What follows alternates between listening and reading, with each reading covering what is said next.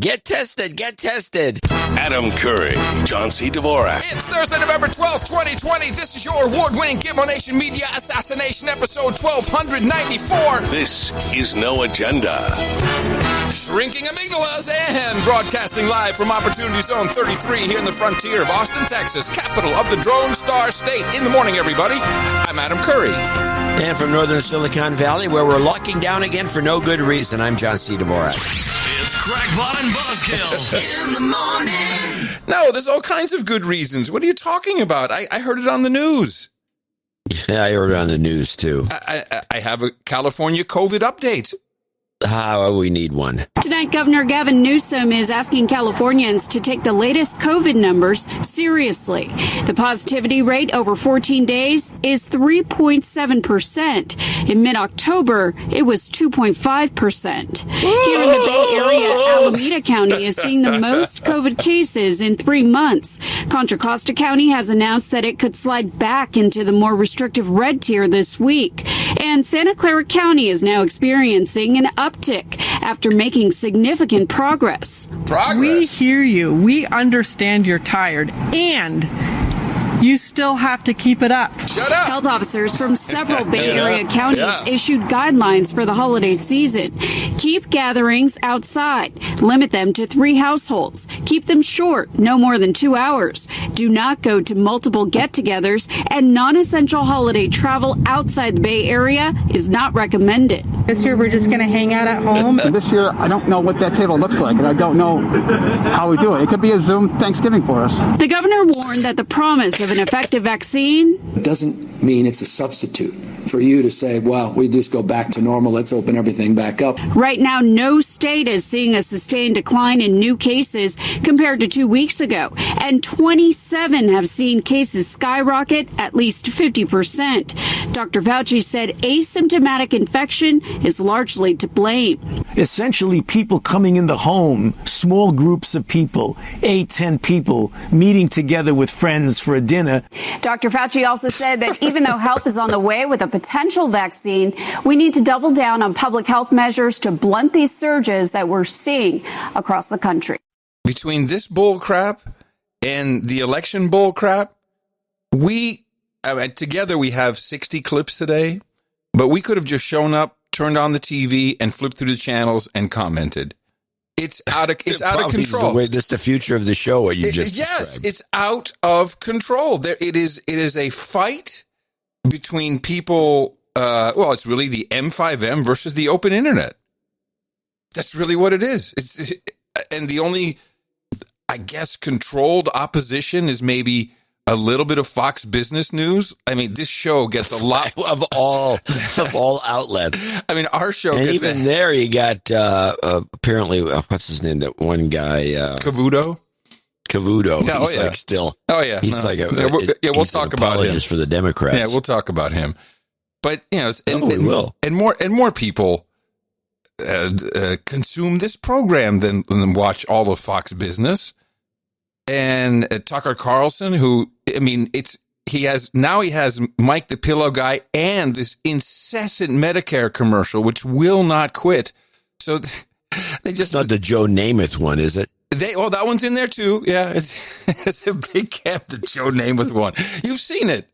Exactly. I actually started looking up what's the difference between Medicare and Medicaid. I'm really interested now.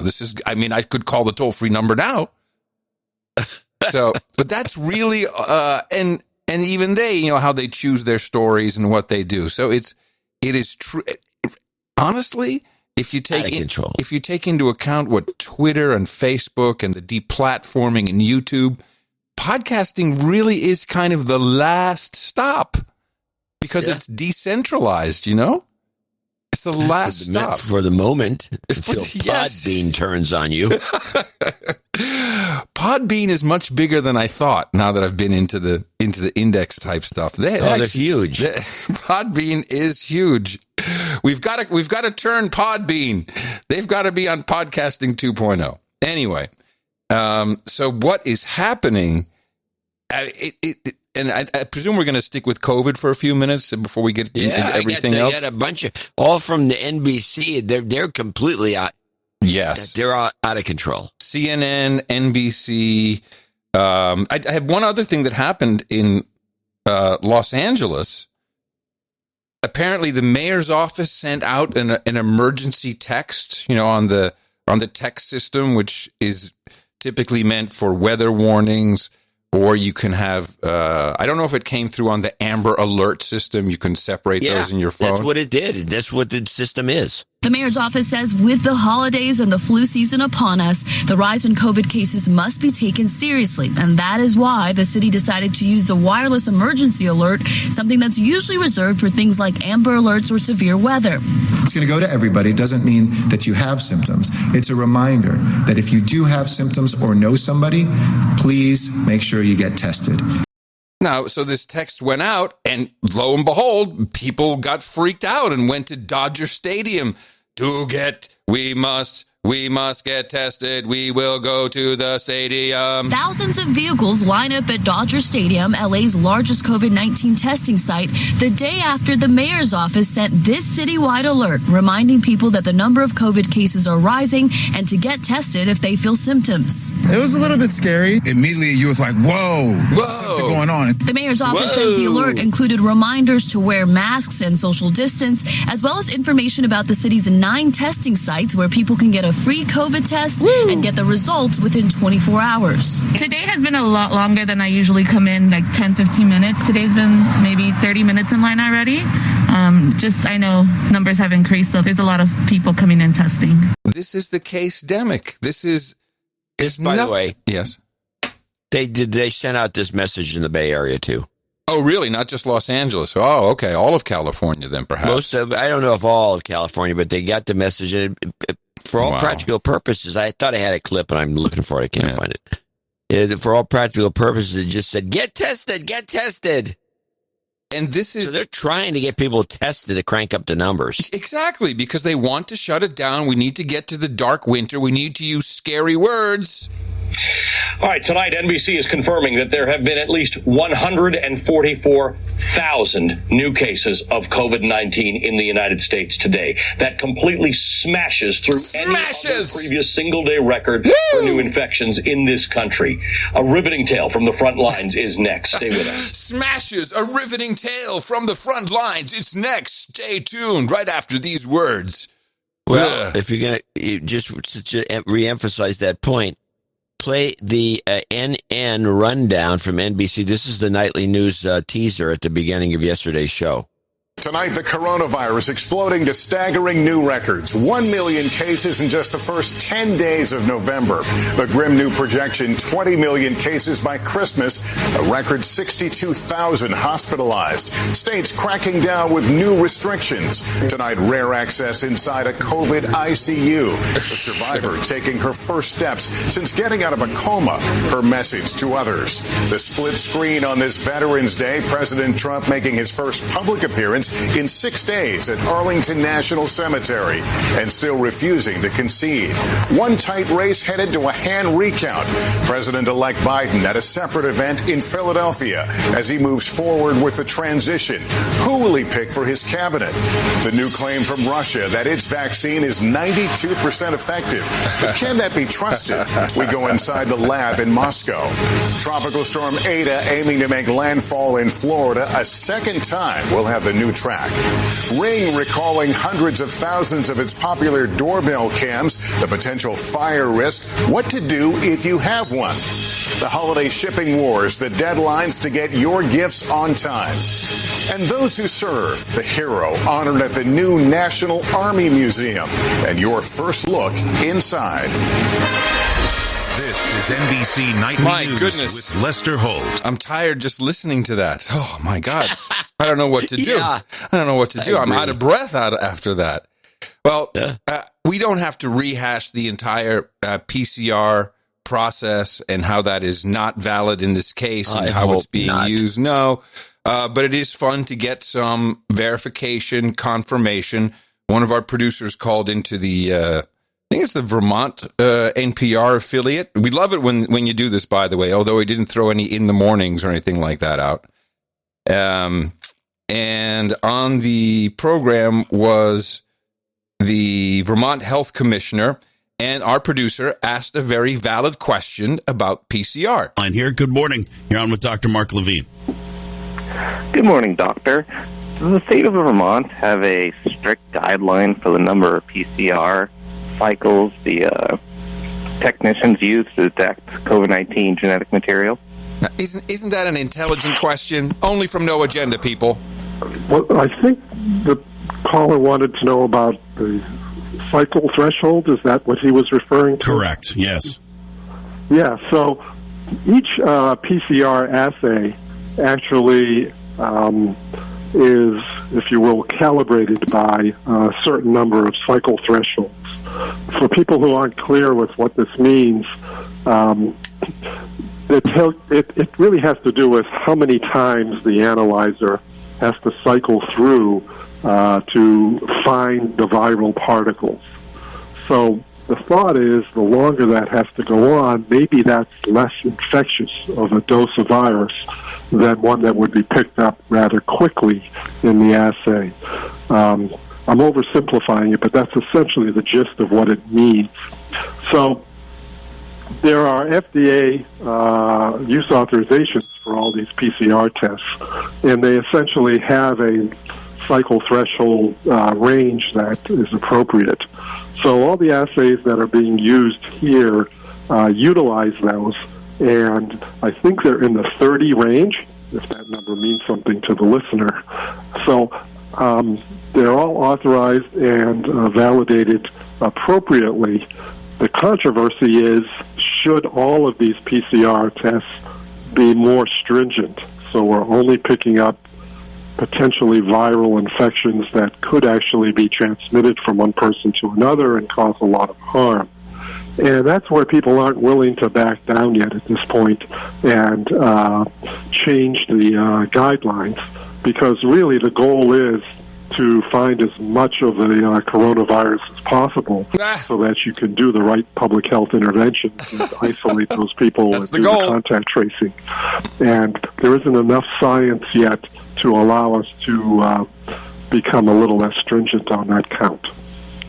Let's go back to the phone lines. Oh, there you go. Very honest. Well, hold on. There's not enough science. We've been doing this for 6-9 months.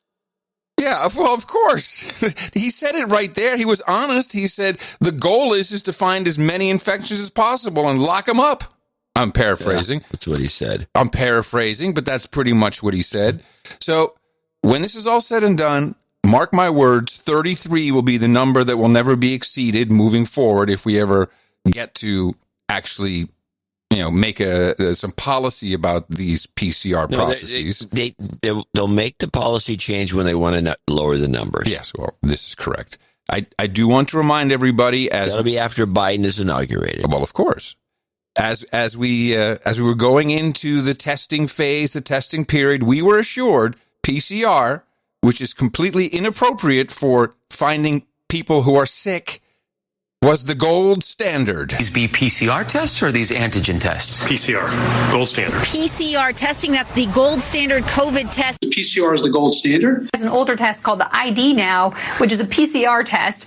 But even though that's a quote-unquote molecular test, that's more of a gold standard. Using the gold standard, which is polymerase chain reaction testing, PCR. PCR test is considered the gold standard. PCR, which is considered the gold standard. PCR test, that's seen as the gold standard. Gold standard test, the PCR test.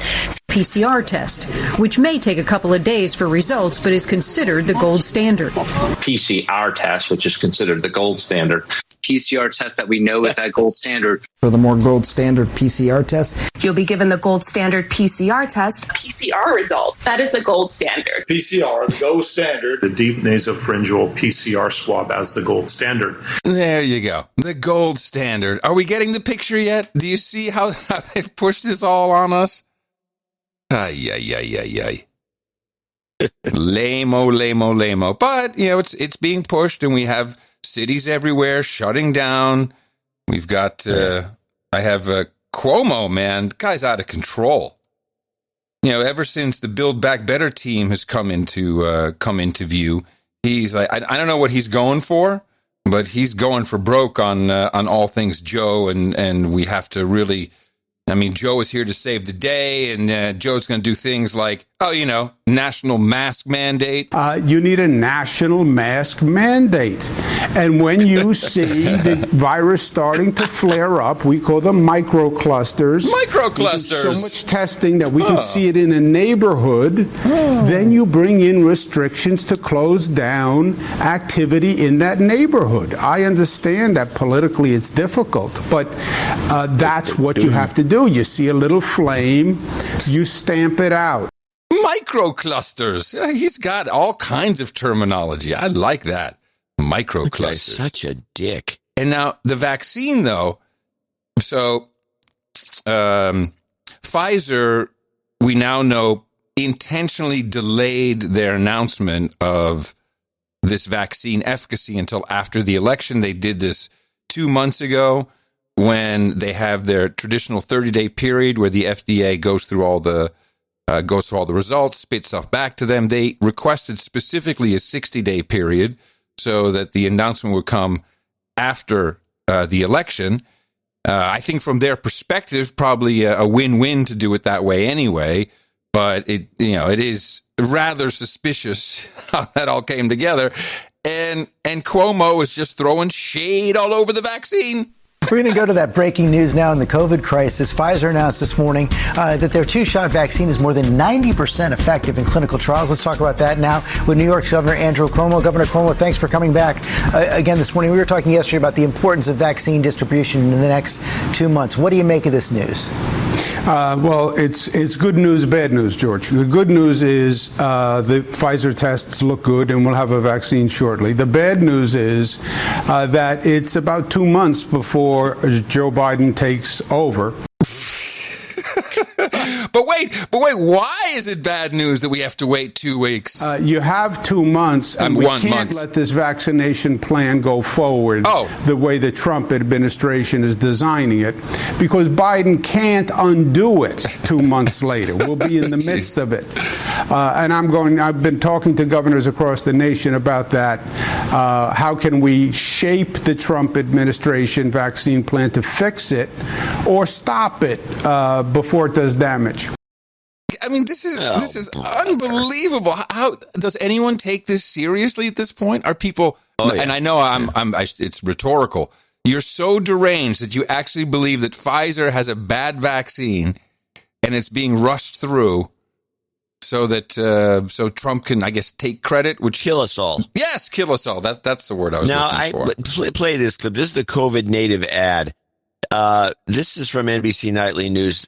I think you might be missing the real problem here, which is that I believe all these guys are in on the Moderna scam. Mm-hmm. And I'm going to call it a scam. I said that. Okay.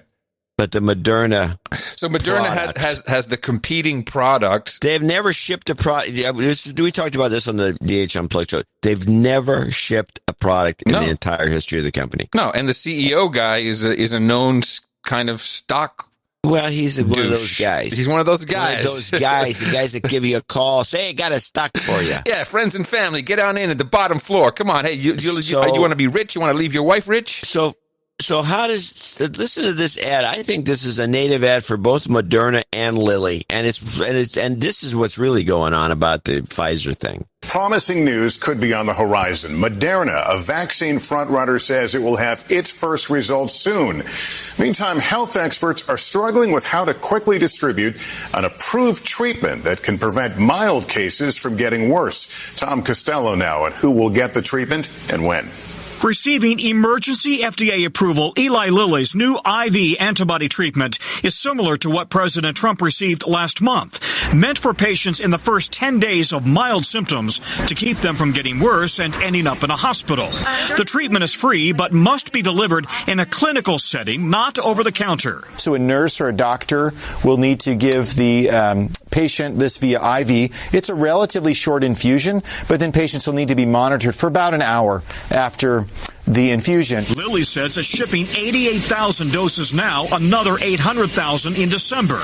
But that may not be enough, with more than 100,000 new COVID cases each day from big cities to rural America.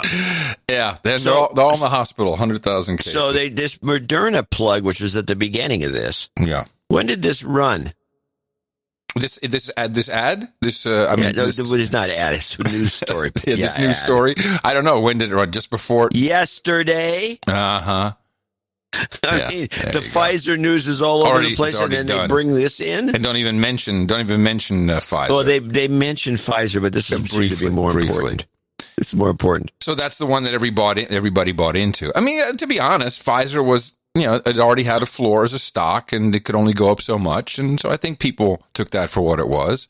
I just loved how they announced it. Apparently, Sunday evening, the Biden administration, listen to me, the office of the president-elect, which doesn't exist, but I like it. Something that doesn't exist. I like it. The office of the president-elect knew this Sunday night, but Health and Human Services and most of Wall Street didn't know it until Monday morning. And immediately you saw headlines, Biden win makes market happy. Okay, has nothing to do with the vaccine. That was really, really interesting timing, let's put it that way. But I like the theory that this could all be to knock that down and then push Moderna to the forefront. And notice how Russia comes in with a 92% efficacy versus Pfizer's 90%. Yeah, okay, Ruskies, gotcha. Yeah, that's a good one. But here's the disturbing news. This is really and hello, 8 months ago, this is exactly what has been prognosticated on this very program, but it became real when Ticketmaster announced it. Ticketmaster may require vaccine or testing proof to go to a concert. This sounds like a vaccine certificate becoming almost like a passport. Yeah, it might only be the beginning. What? I mean, who could have foreseen this? We had what? It could be it's almost like a passport. I'm shocked. Yeah, it might only be the beginning as well. So Ticketmaster plans to have customers use their cell phones to verify their vaccination or show a negative test within the past 24 to 72 hours. Now, there are different types of apps and companies out there that track your health data. So Ticketmaster will use a combination of a digital ticketing app with a combination of health info firms like Clear and IBM that tracks your health information. And then hold on. Nice to see IBM back in the game of putting numbers on human beings. You haven't done a real job like this since Nazi Germany. It's been a while since IBM was used to tally and count and track the Jews with their Jew tracing and tracking program. Look it up, and they're back in the game. We've got the documents. Look it up. Do your own research. Ticketmaster will use a combination of a digital ticketing app with a combination of health info firms like Clear and IBM that tracks your health information, and then coordinate with testing companies like LabCorp. So Billboard reports that Ticketmaster will not be able to store this information or be able to access your entire medical record. But how it works is that concert goers, you will instruct a lab, send over your test results to their health pass companies like Clear, like IBM, which would then be verified in the Ticketmaster app itself. But you can imagine that it's not just concerts. Think of movies and also sporting events. I mean, what about workplaces in the future? Getting on a plane, going on a cruise, going to work. What about privacy concerns as well? They say you can't access your medical records, but is that discrimination? Something's got to give. Yeah. That's the way it is. Something's got to give. Listen, no, you stepped on his very last line. Something's got to give. Listen to this. But is that discrimination? Something's got to give. Yeah. That's the way it is. That's the way it is. No, Stuart Varney, you big-headed oaf. No, that's not the way it is. Something's not got to give. Only if people give into it. And they're gonna. See, I don't believe this story is anything more than subtle propaganda to get you to go get vaccinated. You don't do these. Are you crazy? Pre-threat. This is power and control sitting right out there, and they're gonna go, oh, we're not like that. We're not actually gonna do it. Please. No, they're not. I didn't say that. What did you say? What I said is that the methodology they're using is a threat mechanism. Yes. To make to make it sound as though they're going to do it. Oh, okay. And they're serious, and they make it sound serious, and probably Varney thinks they are. I mean, who knows? But the mechanism is to get you to get vaccinated. Right, and it's working. But they're never going to implement this bull crap because it costs people money. They don't care. Okay, Red Book. Putting it in right now. I'm tired. I got to say this. Ticketmaster will not implement this program. Okay, Ticketmaster. I'm putting it in. Master Passport. Today is November 12th, 2020. And AC, yes. JCD, no. And I will be able to read that. It's absolutely going to be implemented. Yep, you'll never be able to read it because it's never going to happen. Okay. They don't. Do you think Ticketmaster really? They have two choices: one, sell a ticket; two, follow this idea and lose money. What mechanism? What maniac would take to lose the money path? Well, this is a question of utmost rhetoric that must be examined. I mean, this is happening everywhere. All these dumb decisions are being made. Did we not see the scanning at the airport come through? Did we not see all of that bull crap coming down the pike? That's not costing anyone any money. It's making money for these guys to make those machines. And you don't think that this won't be subsidized or that this will be mandated by cities and municipalities for the venues? I like your thinking that we're, borderline, at 1984 situation, which we are kind of maybe. But, I'm not buying it completely. All right. It's in the book. It's fine. We can agree to disagree. No, we can't. We cannot agree. You're wrong. You're just wrong. I disagree with that idea. Yeah, I disagree with you, period. Why do people keep saying we can agree to disagree? Well, it's a way of saying fuck you, I think. Yeah, I guess that's right. It's like, let's play a couple of COVID clips. This is the nightly news. This is the NBC. They got this up. They're so in on this. Uh-huh. And every one of these clips, I got 4 of them. It's all from the same report. Oh, brother. They have. There's number 1. That's the first one. I did it. My mistake. I think we'd have to do a combined 5. Okay. Changing the rules. Okay. That's okay. I think I can handle that. Yeah, we'll see. I got the kids saying it now. It's spreading. It's very catchy when you get into it. It is the new virus. Yeah, it's very catchy. Because it works everywhere, kind of. Yeah, it kind of works everywhere. I get a kick out of doing it. When I catch myself now, so I'm going to probably phase it out. Okay, let's start with the COVID report 1. And this got a little kicker in it I think is worth talking about. Good evening, everyone. A lot has stolen our attention this past week, a days-long election and all that has followed. But whether we've been looking or not, the COVID pandemic is overtaking us in levels frankly not seen since the start of this nightmare. The prediction that the nation would see another spike in hospitalizations and deaths is now evident inside ICUs and county morgues. Tonight, more regions moving to restrict gatherings, just as more Americans head indoors. Our Miguel Almaguer begins coverage. After our nation added a staggering 1 million infections in the first 10 days of November alone, by Christmas, 20 million Americans could contract COVID. Medical centers, testing sites, and morgues are already at a breaking point. Please. Our hospitals are under enormous pressure now. With roughly 62,000 Americans hospitalized today, a record, it seems every day, another state is declaring an emergency.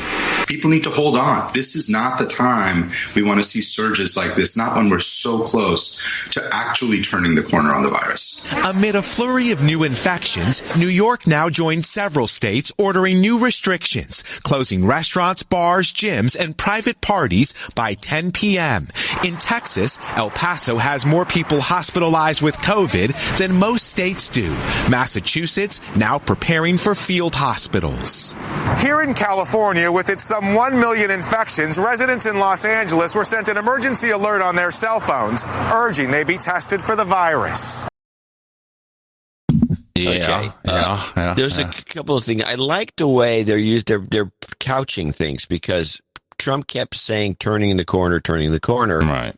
And so they slipped this into the report where they say actually turning the corner. Oh, meaning good one. Trump's full of crap, but now they're going to be actually turning the corner. Okay, play clip 2. Can I ask a question? Is in America, in American parlance, is turning the corner, that truly means the same as coming around the bend? Or it wasn't really used, to my knowledge, in that way? Oh, no, turning the corner has always been, you're it's like the halfway point, the point of no return. You're turning the corner, things are going to get better. Going around the bend has got other kinds of meanings. In the Germanic languages, and the ones I know, Dutch and German, when you're going around the bend, or going around the corner, you're going around to kill somebody. Well, just mentioning that as a little factoid. It doesn't translate well, though. No, it doesn't. Onward. Clip 2? Yeah.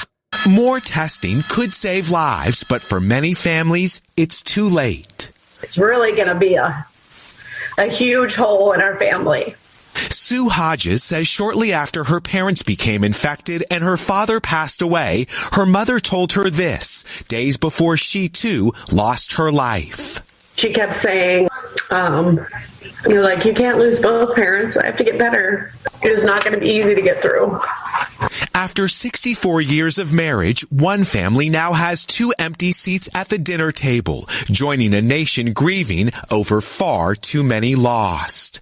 Thank you for that personal now that, report. Again, is a nice. That's what Biden said in all his speeches. He had that one canned speech. It's the only one he gave when he came out of the basement. The missing seats at the dinner table. Yeah, exactly.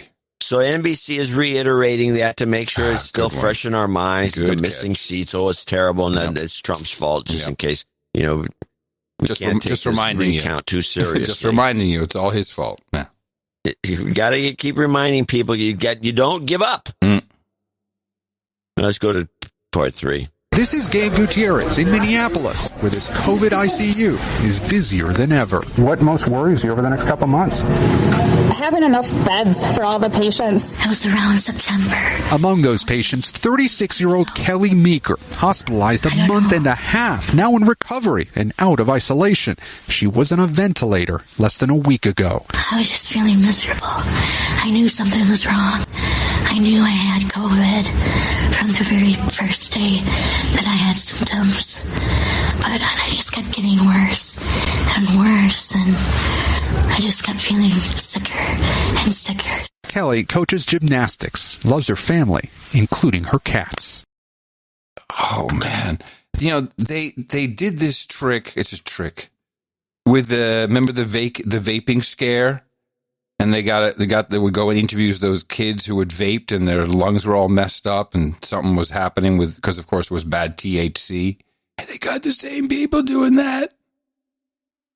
This is the point where, by the way, the cats was a nice touch. They actually cut to a B-roll of the cats. Put some effort into it. Nice. So they put some cats on the air. Now, this is how I consider this desperation news, where you find a worst case scenario out there that is pretty much pathetic. Yeah. And you put it on the air to get people's sympathies and at the same time scare them.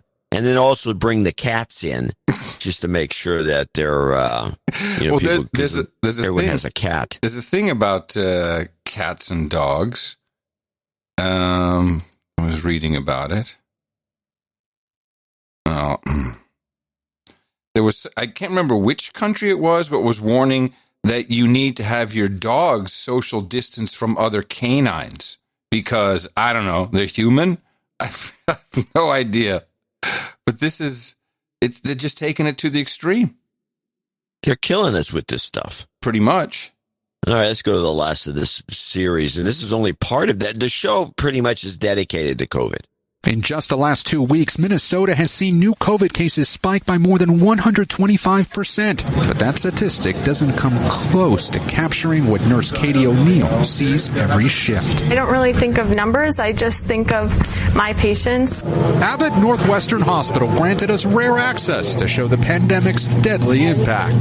This hospital has 30 COVID ICU beds, and right now about 3/4 of them are full. So they're at 75% capacity with a 30-bed ICU. Wow. Gee. Oh, no, but you missed the big number, which was it's increased by 125%. Yeah. So they do this. They mix their numbers, so they give you a lot of percentages, which are meaningless. Right. I mean, 125% increase is a meaningless number. It's meaningless because there's two people, now there's three, or you don't know there's two people to five. You need the baseline, of course. Baseline. You know, you've got to give us numbers. You can't just say a 100% increase. Anyway, so I was disgusted by this. But it's everywhere. That's why I preface by saying we just turn on the TV and we just let it rip, because that's all that it is. Let me see. I have a list here. There's a rumor of a trucker strike in the United States after Thanksgiving because they're sick and tired of something. I'm sure it's COVID related. The New South Wales police chief sent an open letter to Parliament explaining exactly why we cannot lock people down. He goes into the PCRs. He has graphs in his letter. I put it in the show notes. He's got graphs. He's saying, but here's the guy's in a dream world. He thinks he's going to affect any of this. He's going to get fired is what he's going to get. Interesting article about this new form of teaching. I think this was in, might have been the New York Post. New York City's public school system is barely even pretending to teach. So check it out. Well, there's no change there. So some teachers are literally getting on the Zoom call with their kids from the park, from their car, wherever they are. They're just checking in, clocking in, and then letting the kids do whatever because they can't see each other anyway. It's a complete farce, and it's sad. It's sad that that's being done. Oh, here it is. Expert warned dogs should be kept 2 meters away from each other, and cats need to be indoors to protect owners. And remember I mentioned about first they came from the mink, then they're going to come from the ferrets, then they come from the gerbils and the hamsters, and then they're coming for your dog. They're coming for your dog. They're going to cull your dog. You watch. They'll take your dog before they take the guns. Let's see how it's going. Oh, yes. During snowstorms. Oh, this is going to make it for a dark winter, John. Planes can't take off without de-icing. But in order to de-ice, it means reduced air circulation in the cabin for passengers and crew. Well, you know what that means, don't you? Oh, no. You'll get the Rona. It's literally this stupid.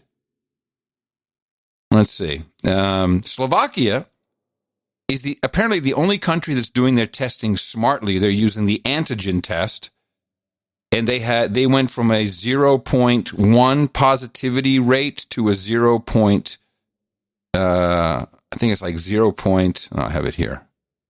Make sure I don't misquote that. Well, half that number, 0.06, which of course is the reality of what it really should be. However, yeah, that's about right. However, one of our producers said, yes, this is true, but citizens who refuse the voluntary testing, and here we go, are not allowed into the workplace. Only people with blue certificates from voluntary testing are allowed to enter the workplace. Complete insanity. Government intends to extend the emergency so citizens may not ever get to work. Lawsuits are being filed. Slovakia? Yeah. With the 0.06? So the 0.06 is, this is how sick it is. Even though it's extremely low, they're still forcing everybody to get the test. And this test is accurate. So they're saying the test is accurate. Now everybody has to take it and get your blue check certificate, slave. This is the future. It's definitely happening. Now, the future sounds like counterfeit blue check mark documents. Okay. Papers? I watch Hogan's Heroes now. They put it back on MeTV. And then the amount of... actually, there's a lot of good movies they've been showing on the movie channel that are from the German era where the papers thing, it just kind of cracks me up because it's just like today. Let me see your papers. Yeah. Ausweis bitte. Sweden has actually started to do something. It's being called a partial lockdown, but really what it is it's very analogous to everything that's being done in the European Union, which is close bars and restaurants at 9:30. Because, Corona gets real active. It's nocturnal. It starts getting active at night. So that's what they're doing everywhere in most countries. And even, I think, many states in the U.S., many cities in the U.S. This is that very subtle, puritanical kind of prohibitionist mentality that is underlying all of Western society. You drink too much. Mm-hmm. You drink too much. You just close the bars early. Mm-hmm. That'll help. Mm-hmm. You drink too much. In fact, every time you go to any doctor, the classic thing is to stop drinking. You had, or you're going to take some pill that you can't find any evidence it's got anything to do with alcohol. You don't drink. Just stop. Mm-hmm. Yeah, I think this is... People want to tell you what to do. And drinking is one thing they don't want you doing. Well, they actually do. Yourself. No, they actually do want you to do it. They just want you to do it at home. Bloomberg reports, and this is for the UK, people who test negative for coronavirus should be given certificates or wristbands. Armbands is our favorite. Yellow stars historically work to show they are free of the disease and allowed to return to more normal life. This is what UK government advisors have suggested in a report on COVID mass testing. Armbands. Giving incentives will be a powerful way. So you get a credit score boost. Watch, they're going to tie it all together. Giving incentives will be a powerful way to encourage more take-up of mass testing in England, while the British royal family could act as trusted messengers in a campaign to persuade people to get tested. This is all in their report. This is a good report. I like it. This is the Behavioral Insight Team, a UK government-backed company often known as the Nudge Unit, which uses behavioral psychology to change people's actions and is helping to shape the government's pandemic strategy. Baby, I'm telling you, this is good. This is groovy. And it's no wonder. Everyone's on board. We've got Biden came out, Office of the President-elect COVID Response Emergency Briefing. And now it's hilarious on its face, since there is no such thing as the Office of the President-elect. He is not even the President-elect officially. We all know how that works. And, AP calling it is not the same. But yet he's going out there, he's assembling advisory boards, and it's all the same douchebags coming back. It's like for 4 years, they were all hiding like whack-a-mole down in their holes. And then, Biden's our guy. Boop, boop, boop, boop, boop. And here they come. Michael Mann is going to be on his science, climate change response advisory team. Michael Mann at the center of the ClimateGate scandal. It's unbelievable. Ezekiel Emanuel, who is being brought in as part of the advisory team for COVID. I mean, these people they predate me. Some of them go back to the population bomb days. These people are evil and deranged. Anyway, here's your president-elect and his office announcing the dark winter and how we're all going to die. And so there's a need for bold action. Bold action. To fight this pandemic. We're still facing a very dark winter. There are now nearly 10 million COVID cases in the United States. And last week, we topped 120,000 new cases on multiple successive days. Infection rates are going up. Hospitalizations are going up. Deaths are going up. This crisis claimed nearly 1,000 American lives a day and nearly 240,000 deaths so far.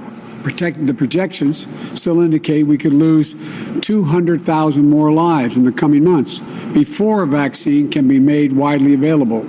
So we can't forego the important work that needs to be done between now and then to get our country through the worst wave yet in this pandemic, to reduce the spread, to save lives. So that's why today I've named the COVID-19 Transition Advisory Board. Now, this should take us into the transition portion of the show, which is just hilarious. The world media has decided that it's a done deal and the transition should start, and everyone's talking about President-elect, and we're celebrating. In fact, I see here that more champagne was sold in Washington, D.C. When President-elect Joe Biden was announced than the last 2 years combined. That's how much they're living it up. Well, the last 2 years combined of New Year's Eve sales, which is most Oh, is it New Year's Eve sales? Okay. You got that story right. Thank you. Well, here, I want you to play this clip. This is the Biden, who's he going to pick for the his cabinet? They're already talking about that. Yes, you know? yes, the cabinet. Biden cabinet. What's it? And play this clip because there's this issue here that just irks me. Let's turn now to Joe Biden and his transition. The president-elect preparing to name key members of his cabinet. Could top progressives like Bernie Sanders get the nod? What about any Republicans? NBC's Kristen Welker with late details on the contenders. President-elect Joe Biden marking Veterans Day in Philadelphia. A poignant moment for Biden, whose late son Beau served in Iraq. Biden later huddling with top advisors behind closed doors in Delaware, planning his White House and cabinet. Who might be on the list? Progressives are pushing for two of Biden's former adversaries. Former presidential candidate Senator Bernie Sanders, among the names being floated for labor secretary. If I had a portfolio that allowed me to stand up and fight for working families, would I do it? Yes, I would. Senator Elizabeth Warren, a possible contender for Treasury, although insiders say she may be a long shot. And while former Obama National Security Advisor Susan Rice is getting buzz as a possible pick for Secretary of State, Democrats worry she's a political lightning rod who would not get confirmed in a likely Republican-led Senate. Wow. It's the gang. Well, the thing that irks me is Susan Rice is in the mix. Of course. She holds keys, John. She has leverage. But that's what why. Leverage does she have? Go look at her wiki page. She knows where the bodies are buried with the whole Flynn scam. She has leverage in this. She has leverage. I'm convinced of it. She's been two things. She started off out of the blue as the United States ambassador to the United Nations in 2009. Yes. Since then she was a national security advisor. That's been all she's ever done. Yeah. And that's it. But if you look at her background, she's a Brookings Institute fellow. She was she was a Rhodes Scholar. Oh, well, that's enough for you right there. Stanford grad, New College, and the University of Oxford, which is a Rhodes Scholar, which means she's a globalist. Yeah. So she's somehow connected. She has got something going on that is makes no sense to me. She has knowledge of. She's a twerp, and by the way, she's the one who came up with the bull crap about the phony baloney video that caused the Benghazi thing, and she lied in public. She's a part of all of that. She is a version of Flynn, who holds information that can send people to the gulag. Really. She knows about this unmasking business. She was a part of that. She wrote the memo to herself to cover Obama's ass. Yeah. Well, she's got that skill. CYA skill. Yeah. Great. Well, hey. It's just beyond me. How this woman can have such sway. Is it beyond you to think that she has such crazy information that they have to give her a seat so she'll shut up and play along with the program? Surely you can believe that. If it has to do with the Clintons, they would have shot her by now. No, it's not the Clintons. It's about Obama and Biden and the spying. That's where she fits in. She's all over that. Like a cheap suit. Like a cheap suit. Do you remember what Biden said? Well, I just find it distressing that a woman like this can be always in the mix. They're bringing in Ben Rhodes. Ben Rhodes is going to be... I'm sorry, Ben Rhodes. I was thinking of someone else. No, they're bringing in... who's that douchebag? Klein. Ron Klein will be Biden's... the office of President-elect Joe Biden's White House Chief of Staff. We know Ron Klein. It's not Klein. It's Klain. Klain, yeah, something like that. Klain.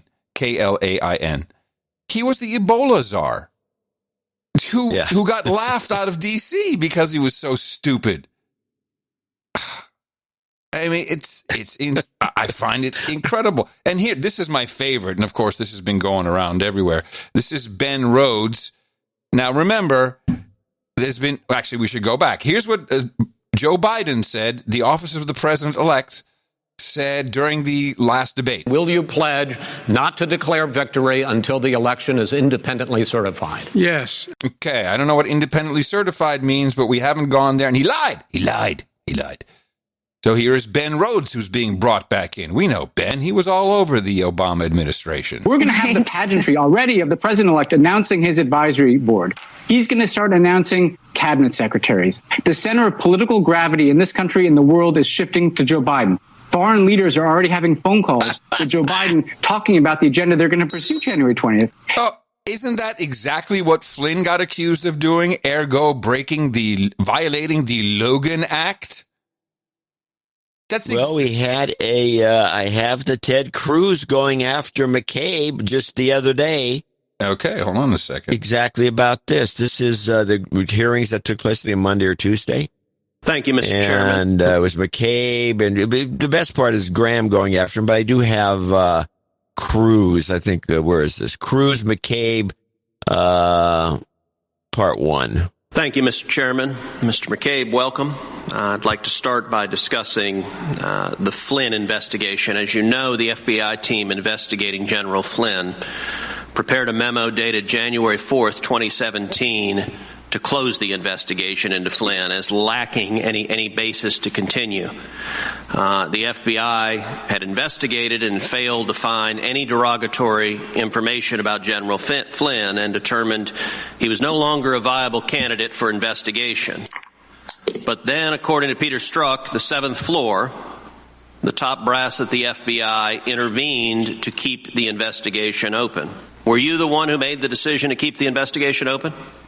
I don't remember making that decision, but I certainly supported keeping the case open. I don't remember being the person that made that phone call, but I think that it was the right move to continue investigating once we had uncovered the information that we found.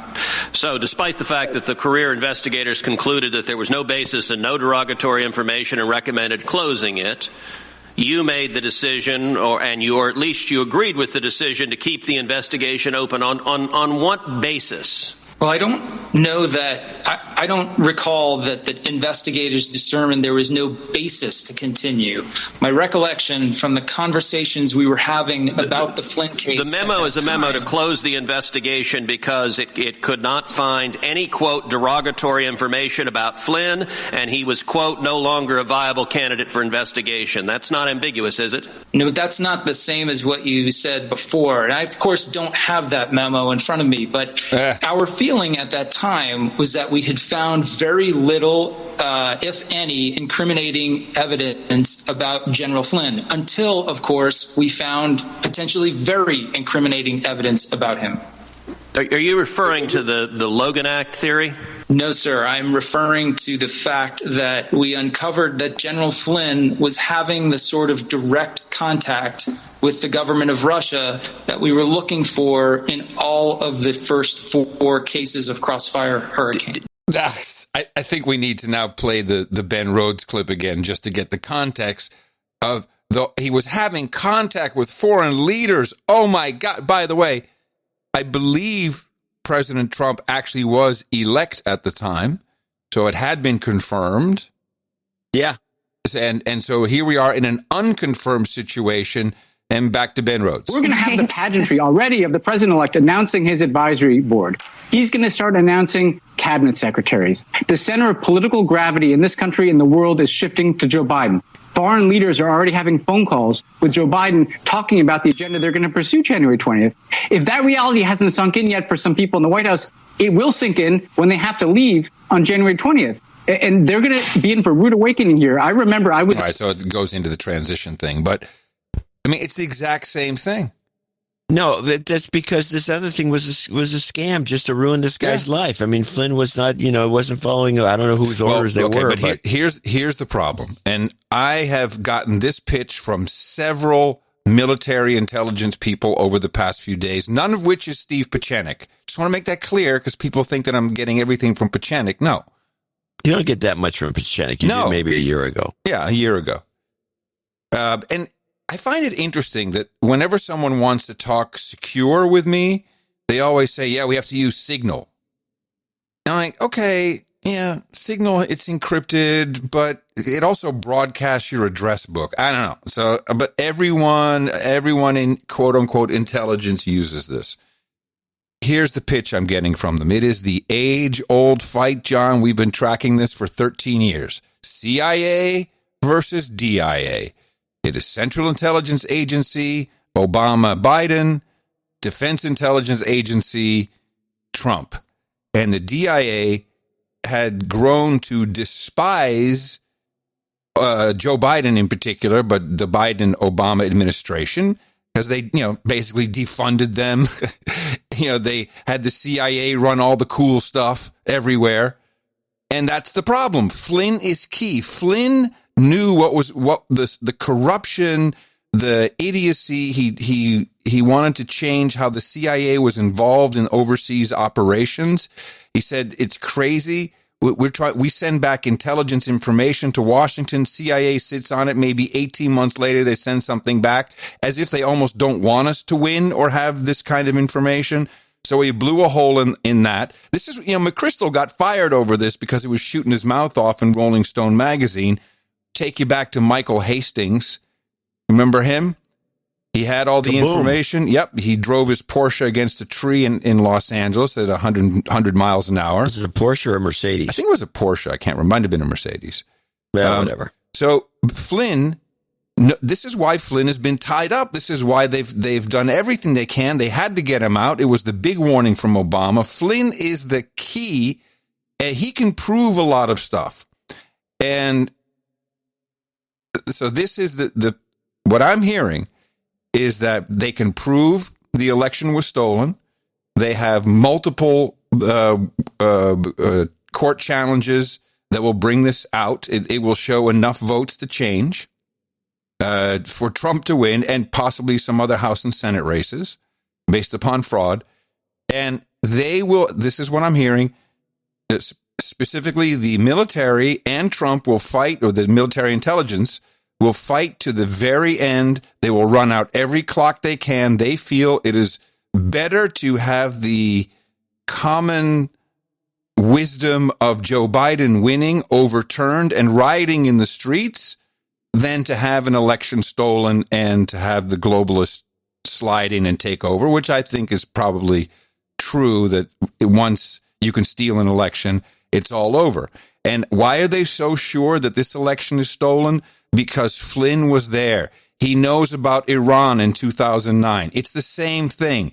You start some kind of rumor, some kind of news story, something goes viral, maybe some kind of false flag event, but in the United States, it was Trump is a racist, Trump is a racist, Trump is a racist, very fine people, very fine people, very fine people, misogynistic, xenophobic. And they just ran that over and over and over again, get people out on the streets, get them to start rioting, pay them to do that. Then get your guys ready for the parliament or the presidency, rig the election with the software, which we have. They did it in Iran in 2009. They did it in Libya with Gaddafi and the coup de grace Ukraine. And Flynn knows how all of this worked and how it went down. And what the military is pissed about in the United States is that these a-holes, the CIA a-holes, are running a color revolution on our own country. It is the exact same format, and down to the same systems, the same software, which has been deployed globally and used for this very instance. And I'm not going to go through any of the proofs and I have watched tens of hours of video of mathematicians and software engineers and people who are experts in the field. Now, I'm very cautious of statistical analysis because some of this is, yes, I love truth in numbers, but a lot of this is also, I know as much about this as I do about climate models. So if I were them, I would start saying 98% of all mathematicians say that this election was rigged, because I have no way to believe it otherwise. But we can sum it all up in about 7 minutes with a few clips from Sidney Powell. This is why I'm tying it all together, who is Michael Flynn's lawyer, who has been the one that has almost got him off the hook, and some very crazy legal procedures being applied in Washington, D.C., or in the D.C. District Court to keep this guy away from any type of power. And she appeared with the Money Honey on the show that gets about a tenth of the audience that ours does. So I'm happy to boost the Money Honey and Sidney Powell, who has staked her reputation, like many others, on this being true. And I think we can just play all these, and then we're up to speed on where we are with the corruption charges, that there's lawsuits for all of this, and they're very confident they're going to win. So let's start with an update on all of the lawsuits. Well, there are suits filed in Michigan and Pennsylvania. They evidence significant irregularities in the voting process, fake ballots being brought in on pallets after voting closed, people testifying to having seen any sort of things from people writing Biden-Harris things on the side of a bus to ballots being laying on the sidewalk, to ballots being put in a trash can. Always Trump ballots went in the trash can.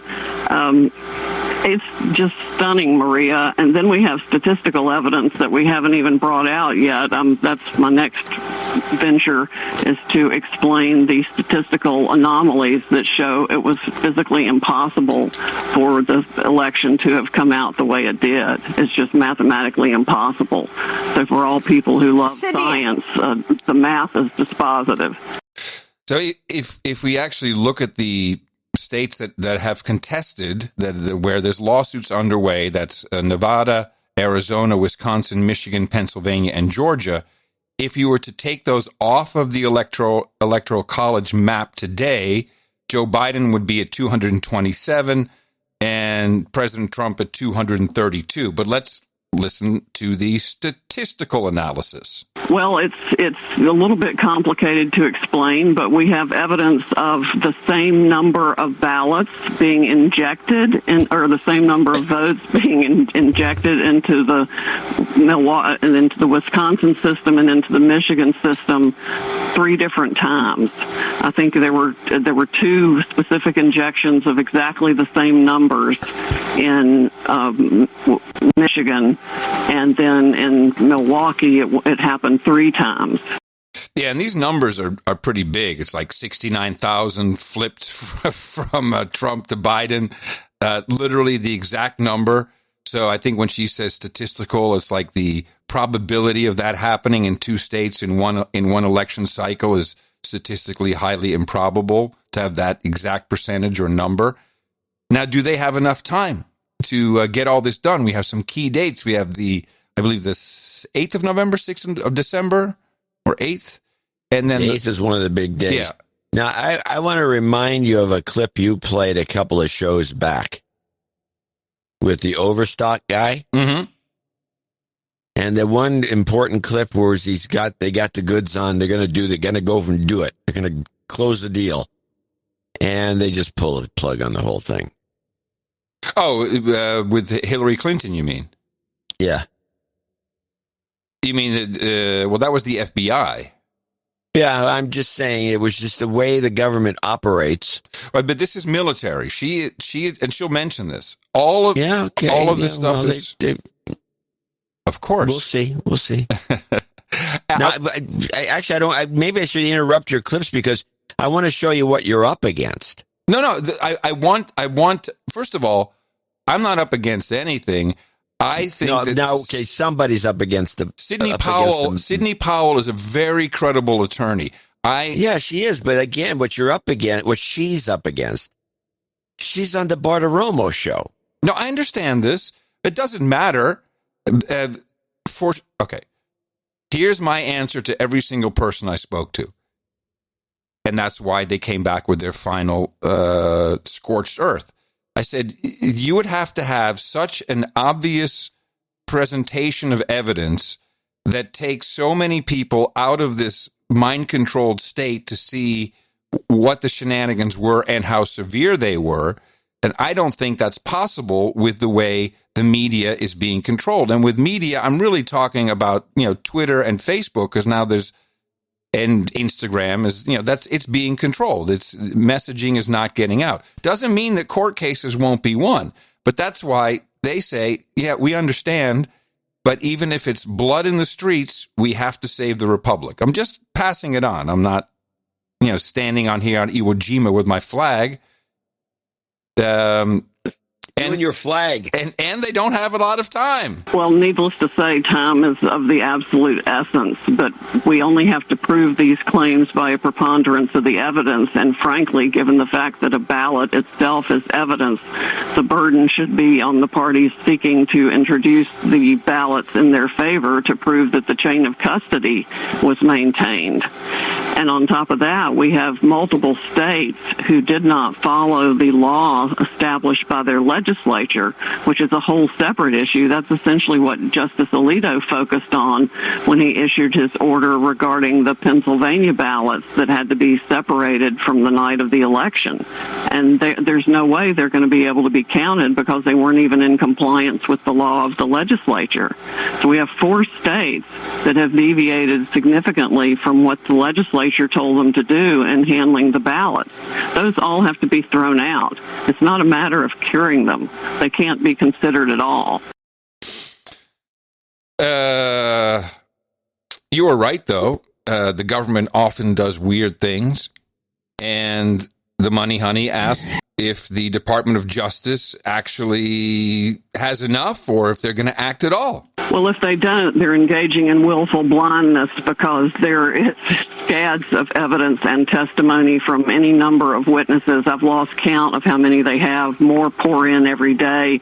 I would encourage every American patriot who saw an irregularity such as a thumb drive being inserted into a voting machine during the tally and the tally suddenly changing to massive pallets of ballots coming in the back door in the middle of the night, not properly handled at all. And just cranked out. I think there are hundreds of ballots that are even filled out in the same ink that were obviously manufactured. I mean, there is a ton of evidence that hundreds of thousands of ballots are going to have to be disregarded, and they're all for Biden. And here comes the last clip with a super kicker. I'm so proud of Sidney Powell for doing this. This is I think that it will come down to, this is what people can, I think, believe, is if there was trickery going on in software. This is the Dominion voting systems.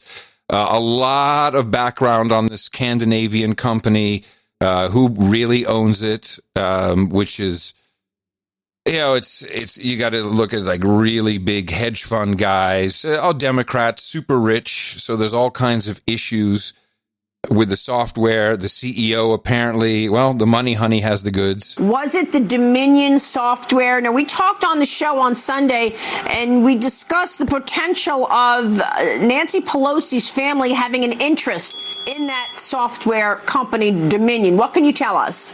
We are still investigating all of that and connecting the dots. There is a substantial problem with the Dominion systems because Texas even refused 3 different times to adopt and use those systems because they have inherent defects. One of our theories is that those defects were built in for a reason. There is Chinese software and other components within those systems. And of course, China has the greatest interest in the world in disrupting this election. I think it's entirely possible that the NSA and the DIA, the Defense Intelligence Agency that General Flynn used to head, should be conducting their own investigation for national security reasons, because I think there's a high likelihood that it's China, for the benefit of Joe Biden, that did this election rigging. Yeah, she's just got to be crazy. She should be locked up, that Sidney Powell. She's nuts. She's nuts. Not quite as nuts as de Blasio's kid. Did you see this? Oh, I've got the clip. I got it queued up.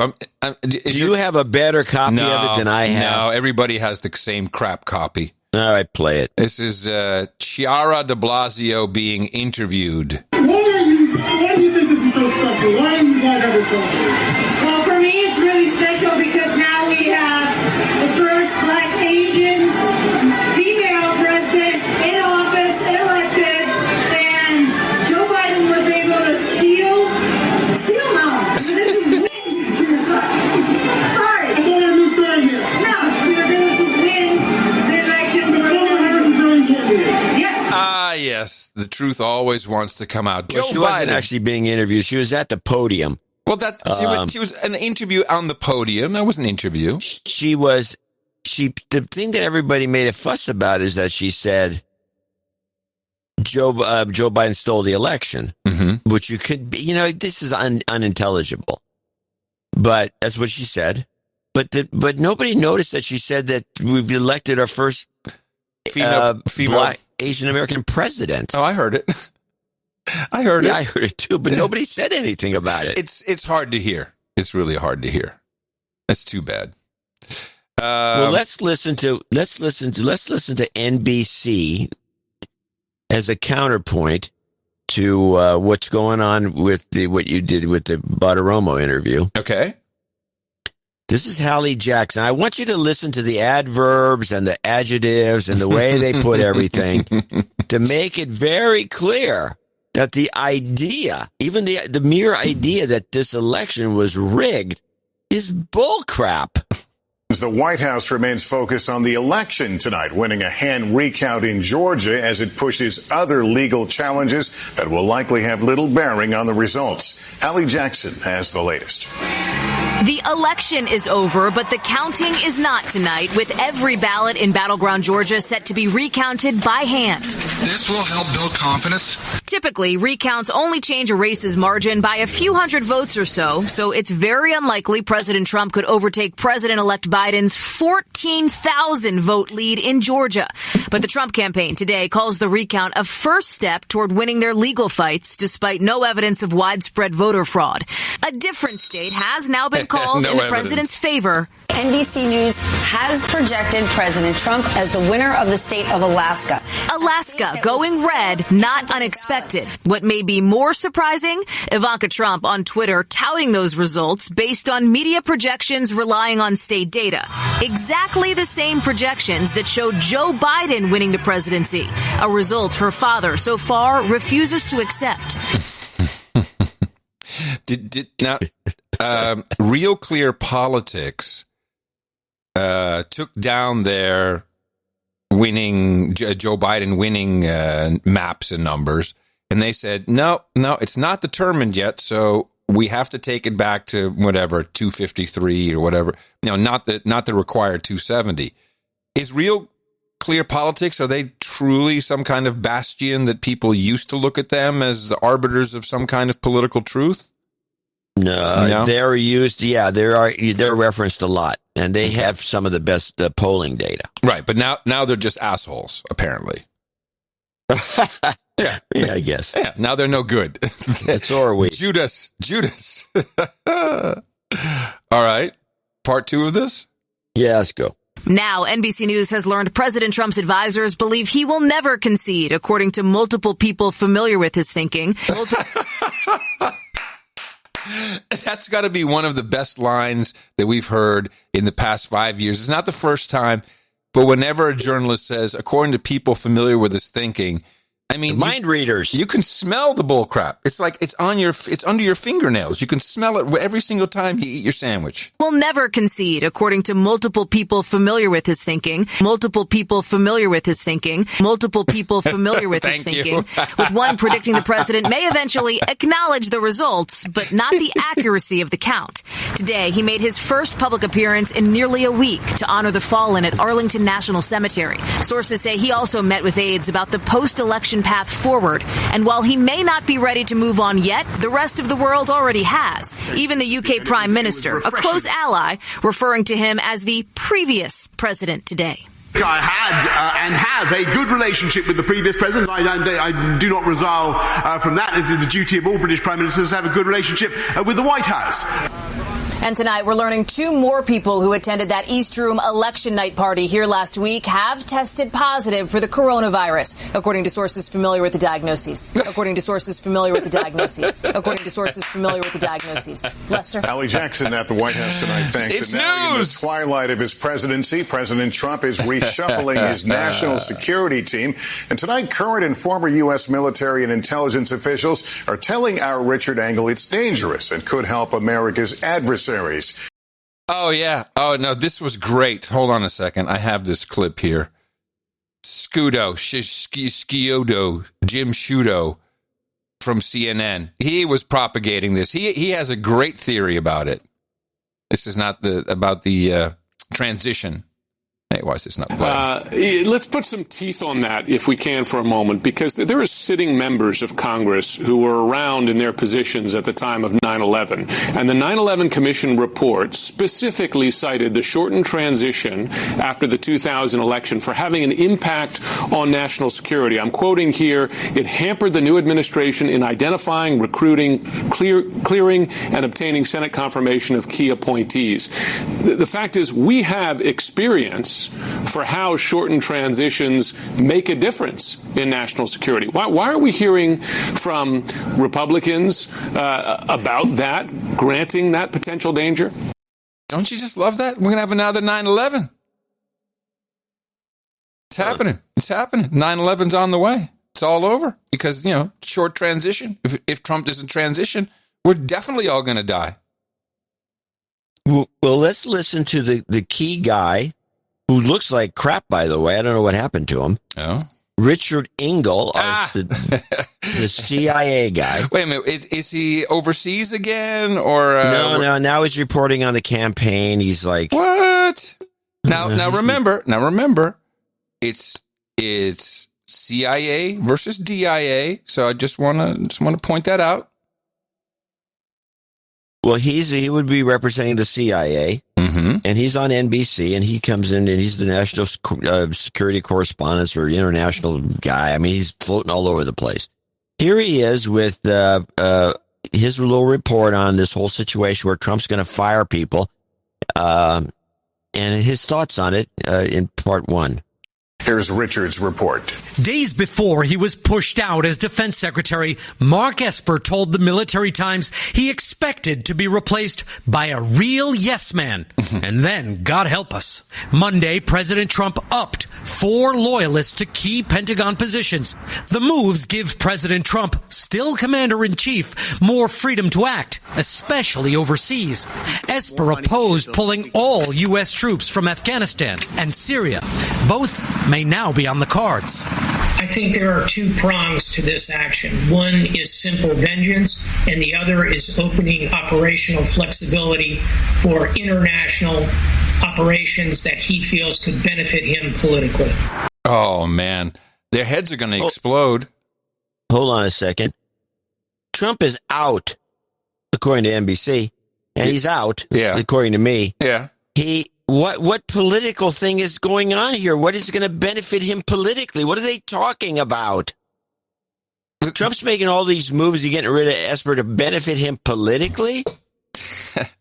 The election's over. What are they talking about? They don't know what they're talking about, but they'll be saying the same thing when Christopher Wray gets fired and when Gina Haspel gets fired. These people are going, and they're going quick. Well, here's part 2 where Gina Haspel gets fired, and Engel's not too pleased. It's not just the Pentagon. Former intelligence officials tell NBC News CIA Director Gina Haspel may be the next to go. Haspel has resisted releasing classified documents. As former CIA officials tell NBC, they worry President Trump and his allies may cherry-pick intelligence, pushing false claims Democrats lied about the Russia investigation and are cheating now. Presidential transitions are an especially dangerous time when the U.S. is always vulnerable. In the aftermath of the September 11th attacks, the 9/11 Commission report said the chaos of the 2000 transition caused delays to be avoided in the future. But this transition could be even riskier. Oh, yeah. Thanks, guys. Yeah. Of course. The shredders are working full-time over at the CIA. Oh, yeah.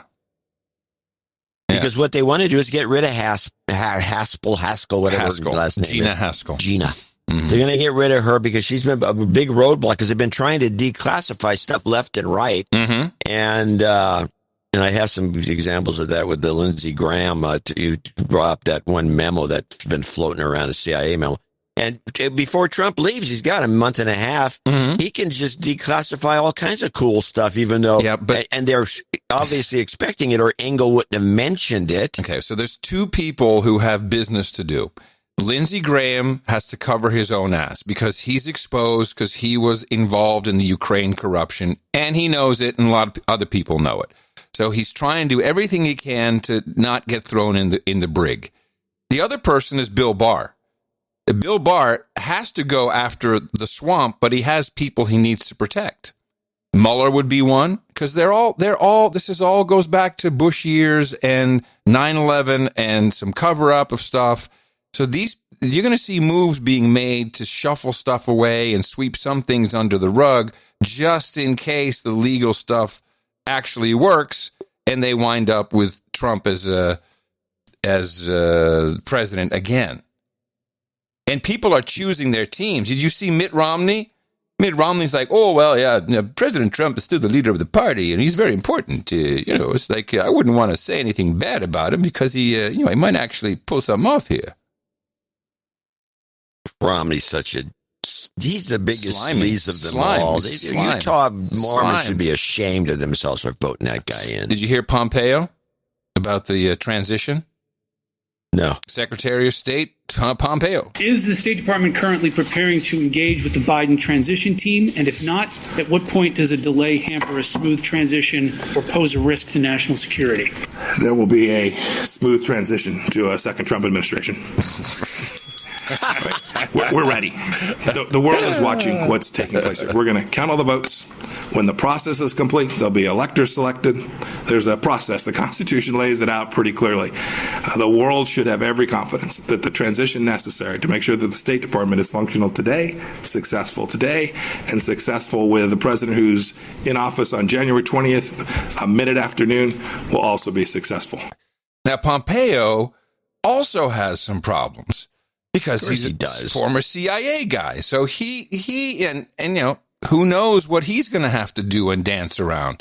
But he definitely thinks that there was fraud. So you believe there's widespread voter fraud, that the reports that we're getting from Pennsylvania, from Michigan, showing vote totals and massive leads or significant leads with 99% reporting are going to be overturned, and that the United States failed to conduct a fraudulent free election? Rich, I'm the Secretary of State. I'm getting calls from all across the world. These people are watching our election. They understand that we have a legal process. They understand that this takes time. Right? It took us 37 plus days in an election back in 2000. We conducted a successful transition then. I'm very confident that we will count, and we must count every legal vote. We must make sure that any vote that wasn't lawful ought not be counted. That dilutes your vote if it's done improperly. We've got to get that right. When we get it right, we'll get it right. We're in good shape. It was something about Joe Biden was talking about Pompeo, and see if you can understand in this short clip why he's laughing or what's going on. I don't see a need for legal action, quite frankly. I think the legal action is, you're seeing it play out, the actions he's taking. And so far, there is no evidence of any of the assertions made by the president or Secretary of State Pompeo. Secretary of State Pompeo. What do you think that was about? Well, Pompeo used to be in Congress.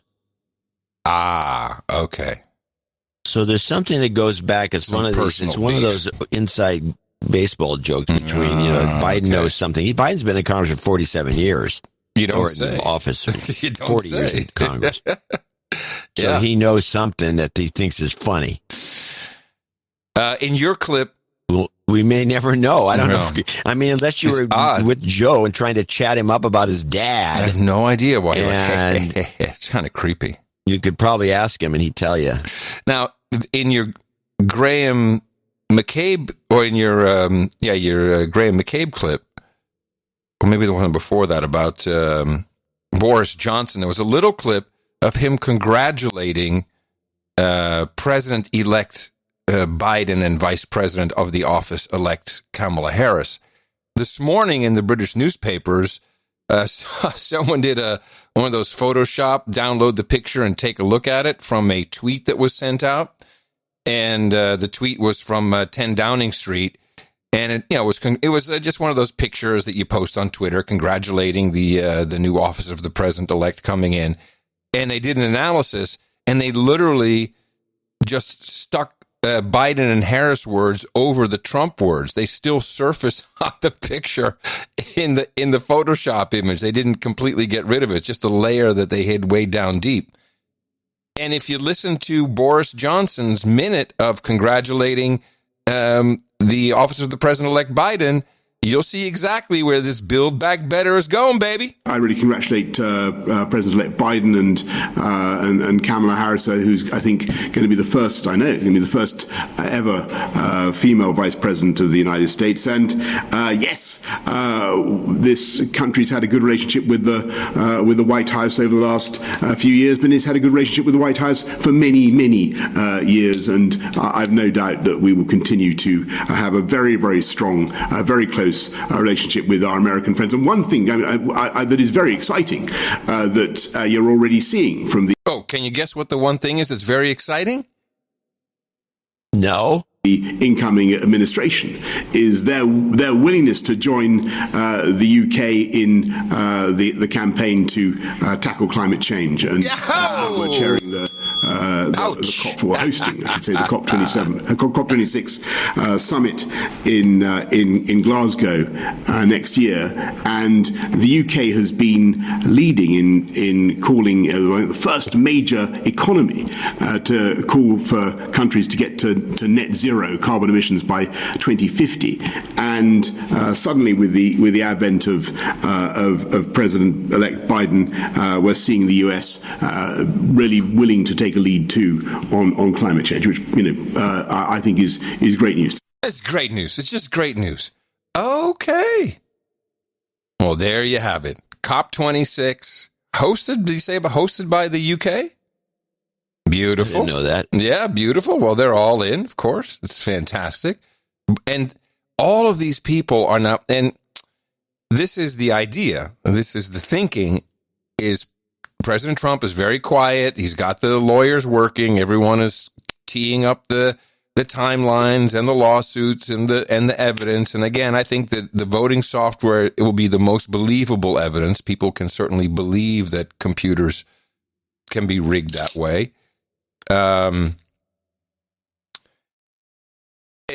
He's letting everyone come out. Let everyone come out and say, okay, here I am. We're all part of the globalists. And then the thinking is immediately thousands of sealed indictments.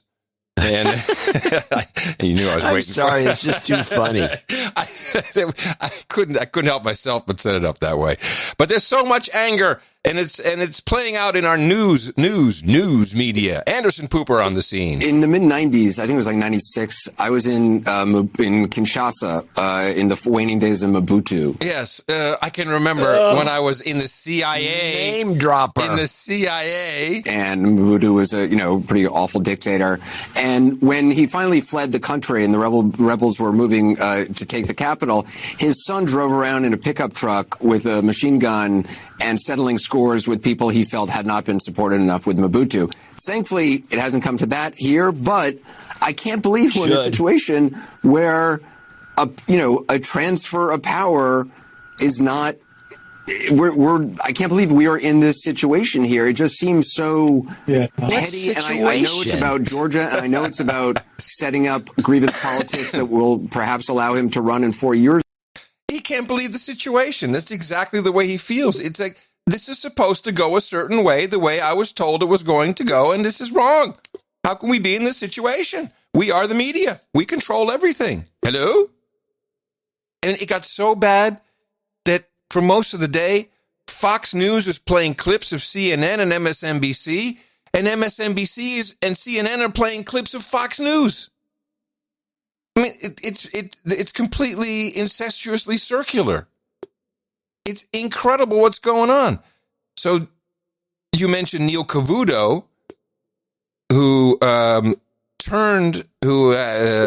he didn't. It's producers or the Democrats that run Fox News. Thank you for proving that point. Said no, can't have Kayleigh with this press briefing. But Nicole Wallace discussed this while playing it with Steve Schmidt. I mean, this is a great series of quick clips. And I want to show you the clip on Fox News that I mentioned. This is Neil Cavuto pulling away from White House spokeswoman Kayleigh McEnany. Pulling away? You don't oppose an audit of the vote because you want an accurate count. You don't oppose our efforts at sunlight and transparency because you have nothing to hide. You take these positions because you are welcoming fraud and you are welcoming illegal voting. Our position is clear. We want to protect the franchise of the American people. We want an honest, accurate, lawful count. We want maximum sunlight. We want maximum transparency. We want every legal vote to be counted, and we want every illegal vote to be... I just think we have to be very clear. She's charging, the other side is welcoming fraud and welcoming illegal voting. Unless she has more details to back that up, I can't in good countenance continue showing you this. I want to make sure that maybe they do have something to back that up, but that's an explosive charge to make. I mean, is this the work of journalism? No, she's saying things that she can't back it up, so we're not going to show it to you. That's not journalism, is it? Am I mistaken? No, of course it's not. But it's like beside the point. They do that constantly with the other side. They always say crazy stuff. The fine people thing. Who ever corrects that? Mm-hmm. Nobody. So now they won't stop anybody from saying fine people on both sides, and they go on and on about it. They don't pull the plug on it. Oh my God! Here's Nicole Wallace now discussing this with Steve Schmidt. This is just crazy. So, Steve, Neil Cavuto, a person with a conscience, a person with a conscience. Cavuto, a man with a conscience. Not just that those are flagrant. Oh my God! He's a person with a conscience. Isn't that bad? It's unbelievable.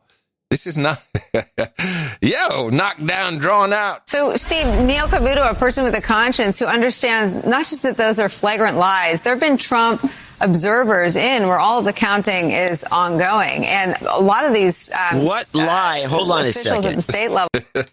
Did you heard Kayleigh's commentary? Yeah. What was the specific lie? Nothing.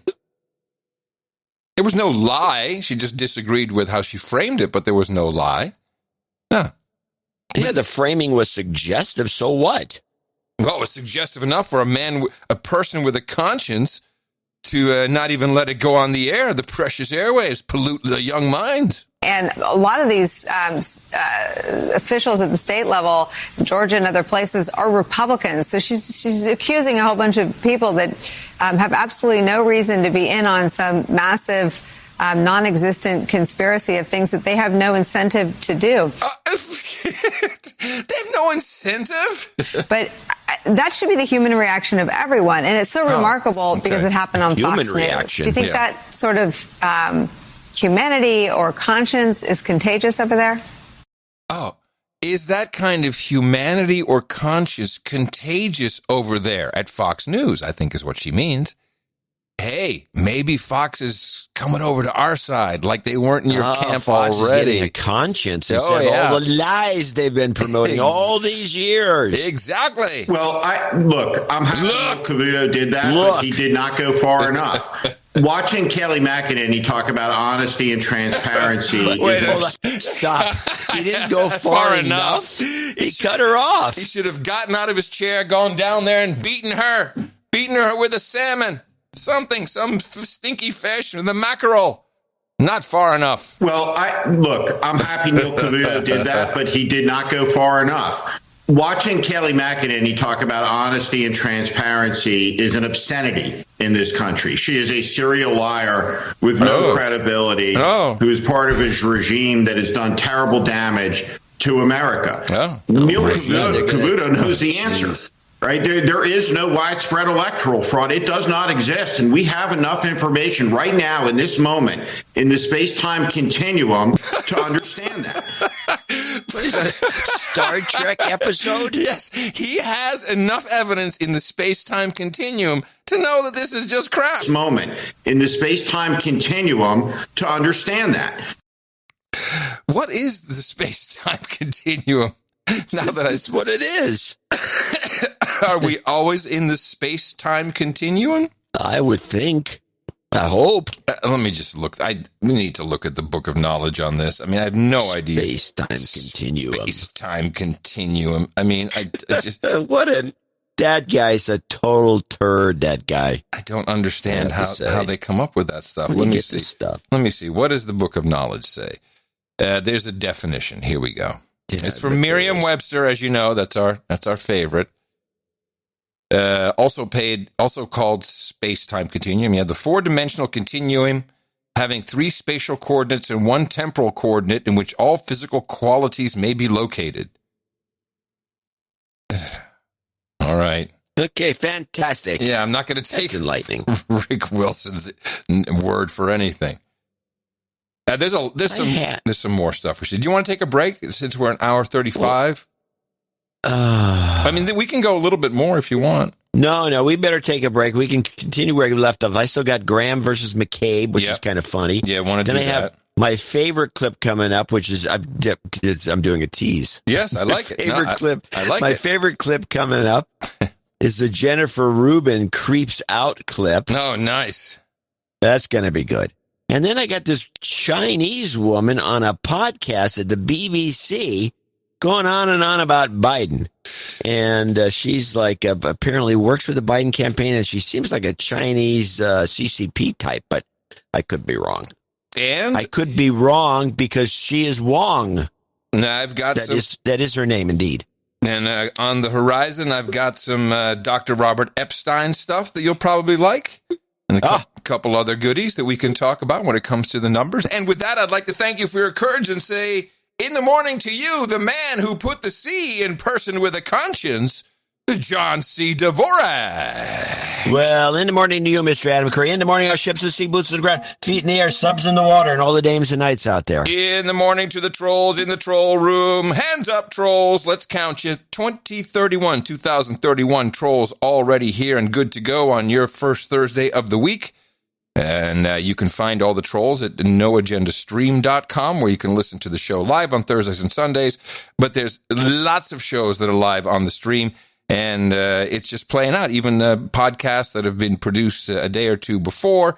It's archive stuff, and it's a good place to go hang out. 2,000 people on show days, but there's always someone in there 24/7. And when you're in there, hit up Doug, at Doug, do a !NA social. Doug will give you an invite to go over to noagendasocial.com, which is our algo-free social network built on Mastodon. It's federated. It's where you can actually have a conversation. People now, I'm reading more and more, people setting up their own Mastodon servers for their family, for their groups, for their clubs, etc. They find they control it themselves. Be a great idea for instead of like the old meetups, things that Yahoo discontinued. That'd be like perfect. Yeah. I mean, and it's €9 a month at Masto.host. No relationship to us other than that we just like that someone's doing that. There's probably more. Or you could set it up yourself. It's open source software. It's all out there and available. But you probably won't, because I didn't. And all hail to Aaroner, who is keeping NoAgendaSocial.com running. And we'd like to say in the morning to the artist who brought us the outstanding cover artwork 2 in a row on his way to a hat trick after the Box of Ballots election rigging kit. Brad 1X comes in again with the I voted dog bone.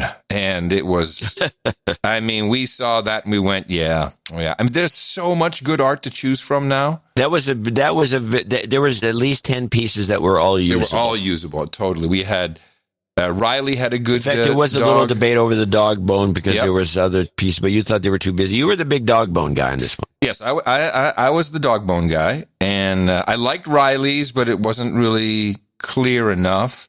Well, the problem with Riley's, and he knows better, is that the I voted dog tag is unreadable. Yeah, exactly. And it's small. These images are small. Let's see, what else do we have? We had a couple others. There's a lot of stuff that's busy.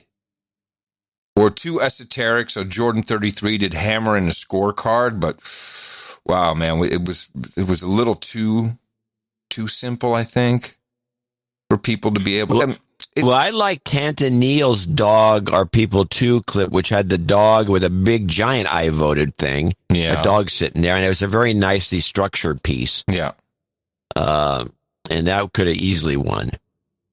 And it was hard. It was just hard. There was a lot of good stuff, but I felt the dog bone really just brought it all the way home.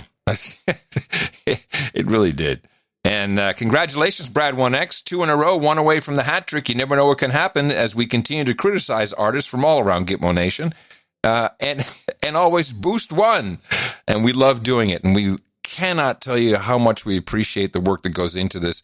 It is incredibly valuable for the show. We run on a value for value model. We need your time, your talent, or your treasure. This is time and talent of a big value because people see that. It's sexy when it shows up in your podcast player. Like, oh, what's this? You want to click on it. It tells you something is going on. And very few shows. It does what art does. It does what art does, and very few shows can afford to do this. We could never afford to do this. You don't see NPR doing it. No. They got money. Why? Because you need so much money They're to have cheap bastards. That's why. You need so much money to have so many artists pitching for free for the honor, which we gladly bestow upon you today, Brad 1X. Well, we also don't make the kind of money NPR does. Well, that's for sure.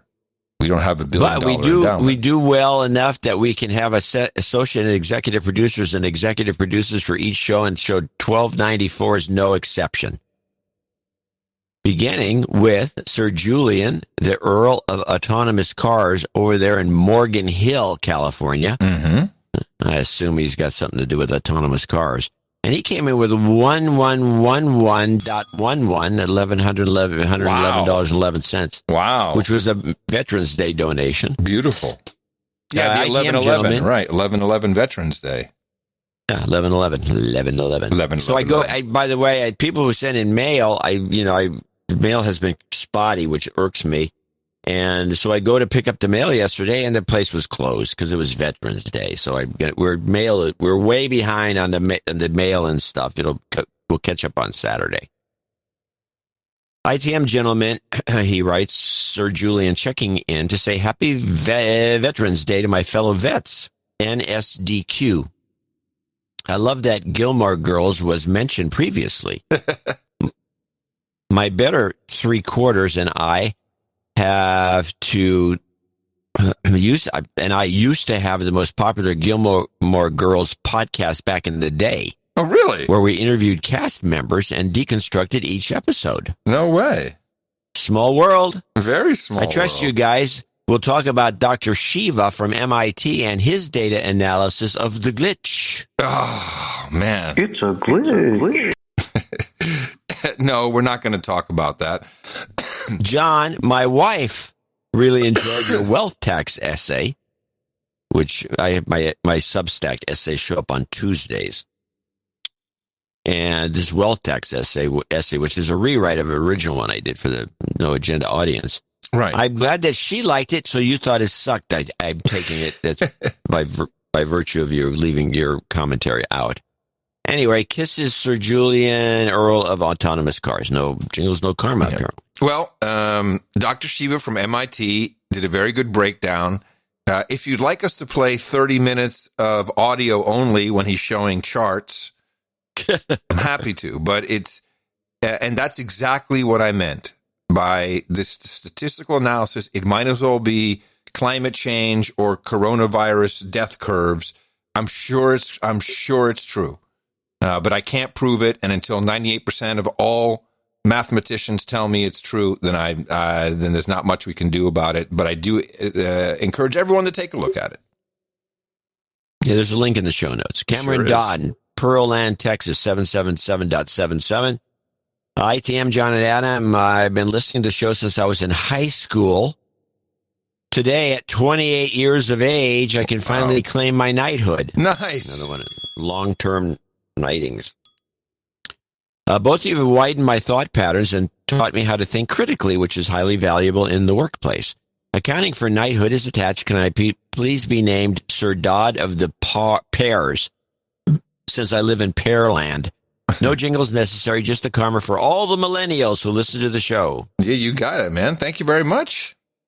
Nice to have you on board after all those years. You've got karma. We'll see you at the round table.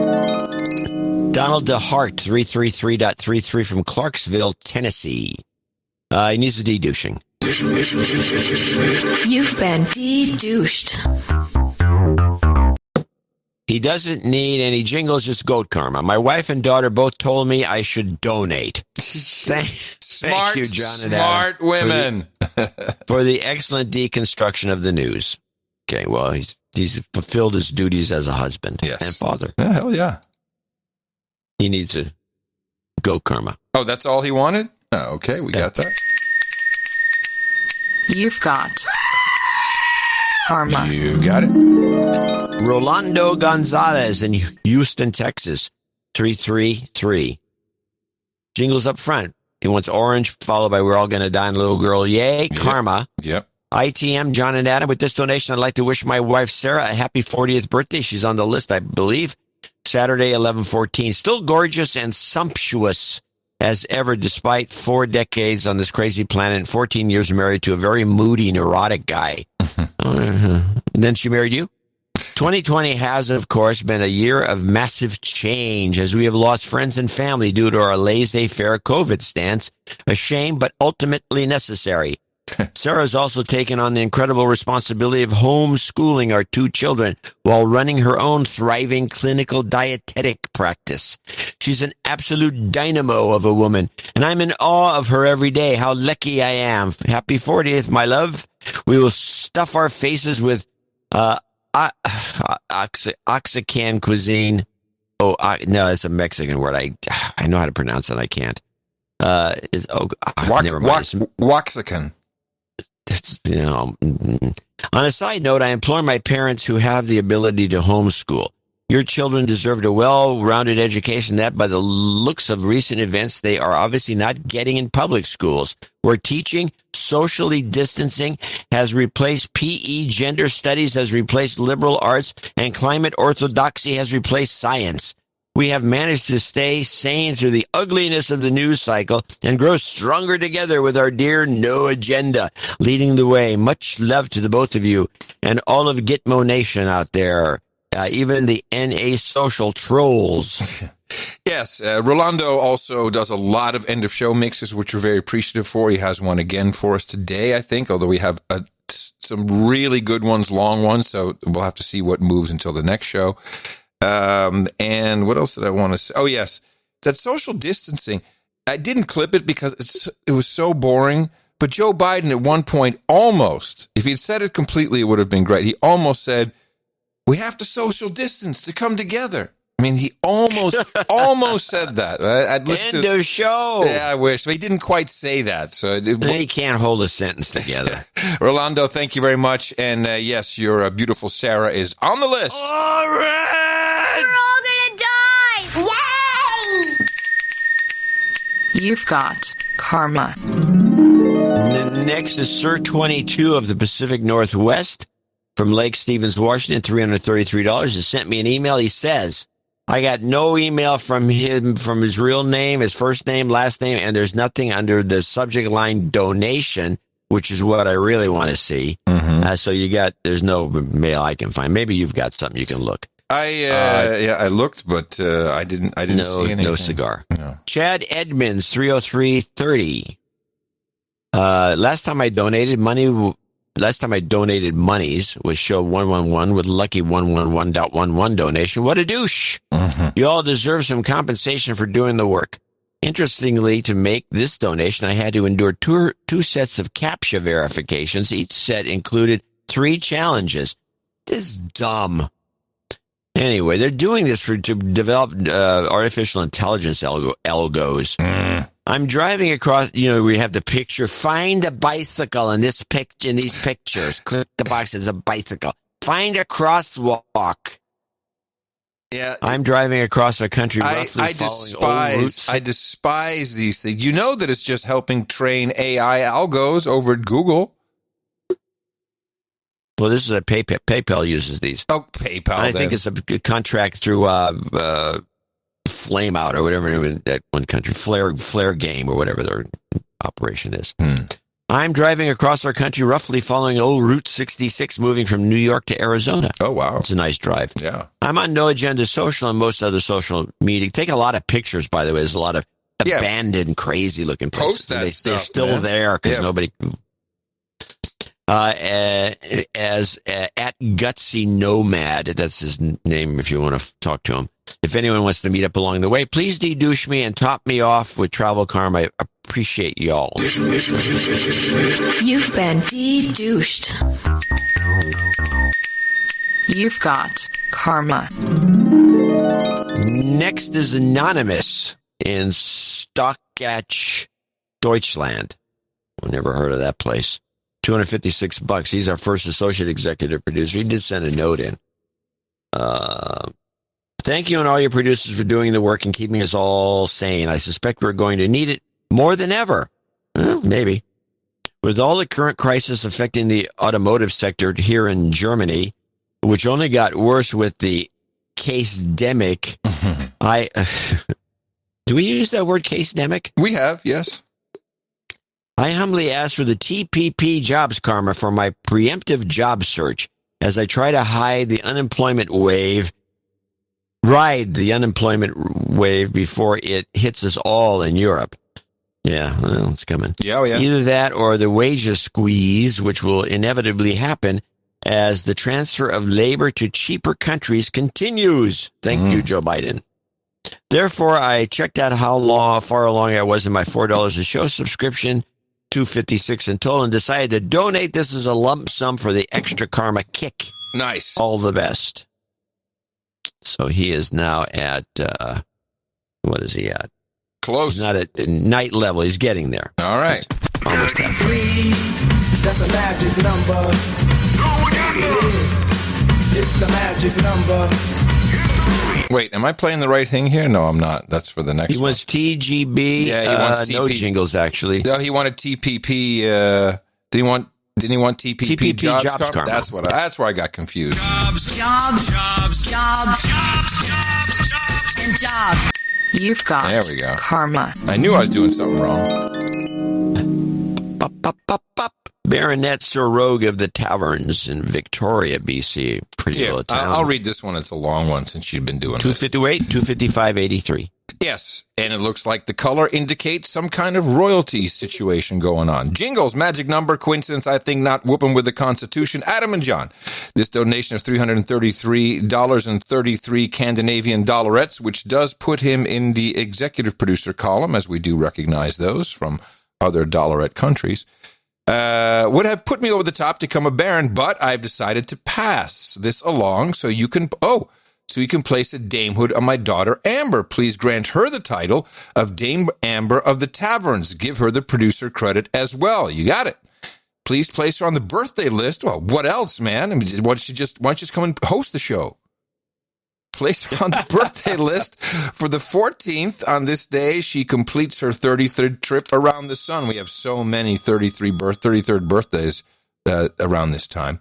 Couple quick numerology things from last week. The U.S. election was held during the 33rd week of the Rona lockdowns. It seems the new transition website that Biden/Harris has launched on WordPress responds in 333 milliseconds. Okay. It always seems that when I do my weekly podcast, WordPress plugins A to Z, I look at the countdown to live clock and it only has 33 minutes and 33 seconds left to showtime. And it seems that all around the 33s are just coming fast and furious. The only cure is to donate to the No Agenda show. With the fiasco that the U.S. elections have become, I expect the show will be very entertaining in the next coming weeks. Yes, you can't write this stuff. Adam and John, keep an eye out for something special in your P.O. boxes in the coming weeks from theroguestavern.com, which is my exit plan from being a dude named Ben. Baronet, Sir Rogue of the Taverns, goat karma for all, and jobs, karma. 33, that's a magic number. It is. It's the magic number. Coincidence? I think not. Get out there! Whooping the Constitution! Jobs, and jobs. Let's vote for jobs. You've got karma. Cameron Hunter is next, $233. He's in the UK. He does have a jingle request. Don't eat me, Bo Jiden, two to the leg. Screaming dog. Hello, lads. Who wants the screaming dog? By the way, that dog turns out to be a famous dog named Walter, and he is a French bulldog. Yes, I have Le Jingle, or at least part of it. And coming from Glasgow, Scotland, former JRE listener, another one, and now a No Agenda addict. I remember the first time I listened to the show and thought, who the fuck is this other guy talking? Must be a guest on the show. Now, however, I have a lot of respect for Johnny C. Mm-hmm. Stay safe, by the way. Deeply thank you, too, for the high-quality product you ship out to the airwaves every week. A part of the generation of Z's sleepwalking to the brave new world is something we all welcome. I have introduced my 11-year-old brother to the show, and now he blurts out, "Don't eat me, Bo Jiden," every now and then. His mind will not be corrupted. Adam, you may remember my dad. He has a podcast called the Tartan Podcast, way back in the earlier days of this Holy medium. crap. Yes. What was his name? Oh, my goodness. His dad. Yeah, no. We now both listen, and it is incredible to have a father that I can have nuanced discussions with regarding the podcast. I cherish it greatly. Thank you. Mark Hunter, yes, he goes way back, early days. I think he was on the network too, back in the day. Oh, very nice. Well, good to have you on board. Say hi to your dad, please. Don't eat me, Bo Jiden. You're scary, so scary. You shoot him in the leg. Shoot him in the leg.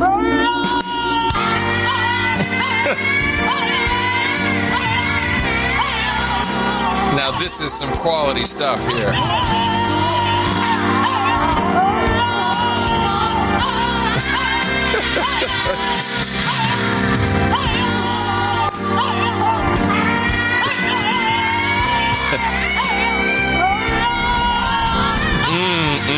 I think we need a shorter version.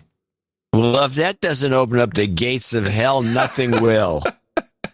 The producers were going nuts. Do you remember we had a fry-a-thon during the show? We were doing vocal fry. Yes. Okay, so this is... Yes, exactly. So that went out into the ether, and this is what came back. It's the editor of the New York Times.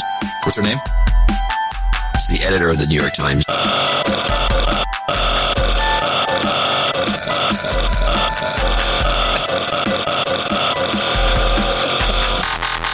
God, that felt good.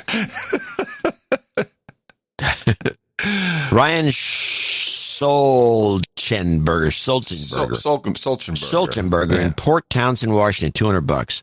Fellas, I read an NPR headline that may be the best ever written. It deserves a bright spotlight. Quote, report, the pandemic is not good for freedom and democracy. Coincidentally, I have a supercut. Oh. I have a supercut. I think we should just play it now. Dangerous to democracy. I'm all in. Extremely dangerous to our democracy. This is extremely dangerous to our democracy. This is extremely dangerous to our democracy. This is extremely dangerous to our democracy. This is extremely dangerous to our democracy. This is extremely dangerous to our democracy. This is extremely dangerous to our democracy. This is extremely dangerous to our democracy. This is extremely dangerous to our democracy. This is extremely dangerous to our democracy. This is extremely dangerous to our democracy. This is extremely dangerous to our democracy. This is extremely dangerous to our democracy. This is extremely dangerous to our democracy. This is extremely dangerous to our democracy. This is extremely dangerous to our democracy. And to control exactly what people think. And this is extremely dangerous to our democracy. All right. Next year, when this clip comes around again, I'm not going to let us play it. Taylor Bradshaw. Every year, this one's coming back now. Right. Taylor Bradshaw. Well, yeah, they're going to keep, because everything's dangerous to our democracy. We live in a republic. Right, but this clip has been around for 2 years. It comes back. It comes back. And then people send it to us like, oh my God, have you seen this? Like, yeah. It comes back a lot. I haven't heard it for a long time. Yeah. I liked it. Yeah, I'm not complaining. Taylor Bradshaw. And we'll play it again next year. No, we won't. You know why? Because if we don't play it, it'll be dangerous to our democracy. Well, that's true. We do have to warn We live in a republic. Not everybody. Taylor Bradshaw's Taylor Bradshaw's next. I can't find any email from him or anything under Taylor, under Bradshaw, under donation. I couldn't either. So, and he came in with $200. So thank you for that. And that concludes our list of associate executive producers and executive producers. For show 1294. Yes, and let me just see. I had a couple of different notes here. No, we're all good. I have one. Let's play this. I got a note here. Now, I don't know. We do have to put this birthday thing on here. This is from John. I don't know. It'll be Sir CB. He's Knight. Sir CB, Knight of the Black Thumbnails. Yes. 73s, KDOVJX. 73s. This donation is in honor of me and my 48th birthday today, the 12th of November. I don't know if he's on the list. Yes, he is, actually. Oh, okay. Then I pass this note along. He said, let's see. He has real Rona, and he wants some.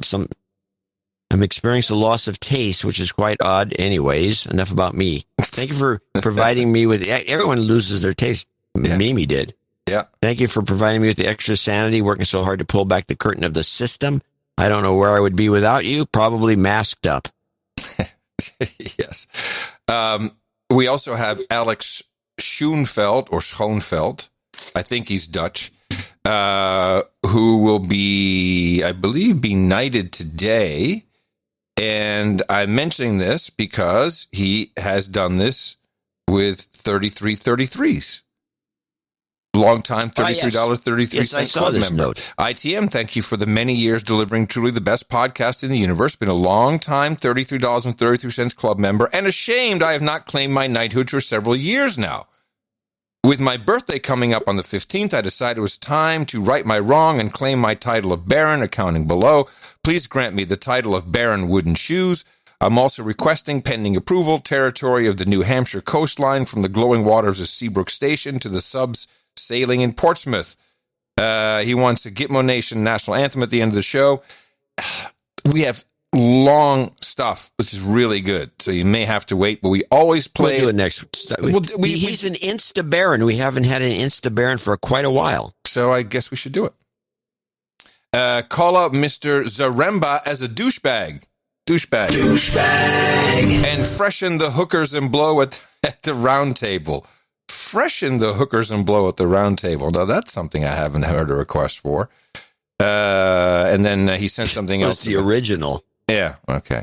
Well, thank you very much, Alex. And you're both on the birthday list and on the knighting list to become a baron. And we could not be more proud, I will say, of your contribution to the best podcast in the universe. And that wraps it up for our executive producers and associate executive producers. These credits are completely real. Go ahead. Just go look on IMDb, see if there's any real producers there who claim a credit for this show. You will find a couple of them because it's real. It's real, man. So you can use it on your LinkedIn, on your resume, your CV, wherever you want to. You can use it just to throw out there offhandedly, like, yeah, I'm an executive producer, because you can pick up chicks and dudes alike. I promise you the stuff works. If anyone ever doubts it, even if you're in the bar, call us. We'll vouch for you. And thank you again for producing episode 1294 of the best podcast in the universe. We'll be back here on Sunday. Please support the work at Dvorak.org/NA. The value for value system. All we need is your time, your talent, and the treasure for the value we provide. Our formula is this. We go out, we hit people in the mouth.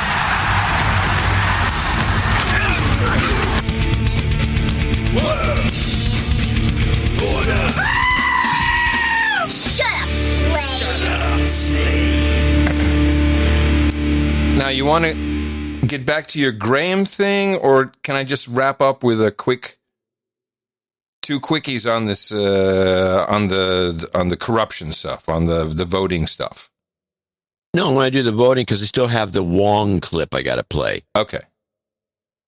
So I have two things. I have Bill Barr yelling at Brolf just before. I don't think we ever saw this interview about how horribly wrong this could go, and Brolf kind of going like, well, it's not widespread.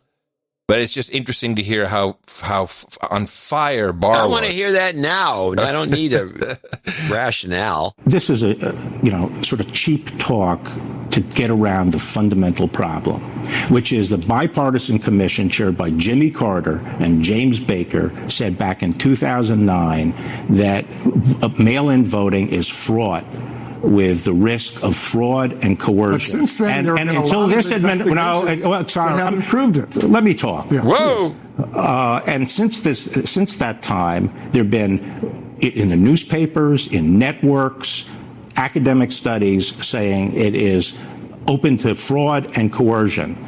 The only time the narrative changed is after this administration came in. But elections that have been held with mail have found substantial fraud and coercion. For example, we indicted someone in Texas, 1,700 ballots collected from people who could vote. He made them out and voted for the person he wanted to.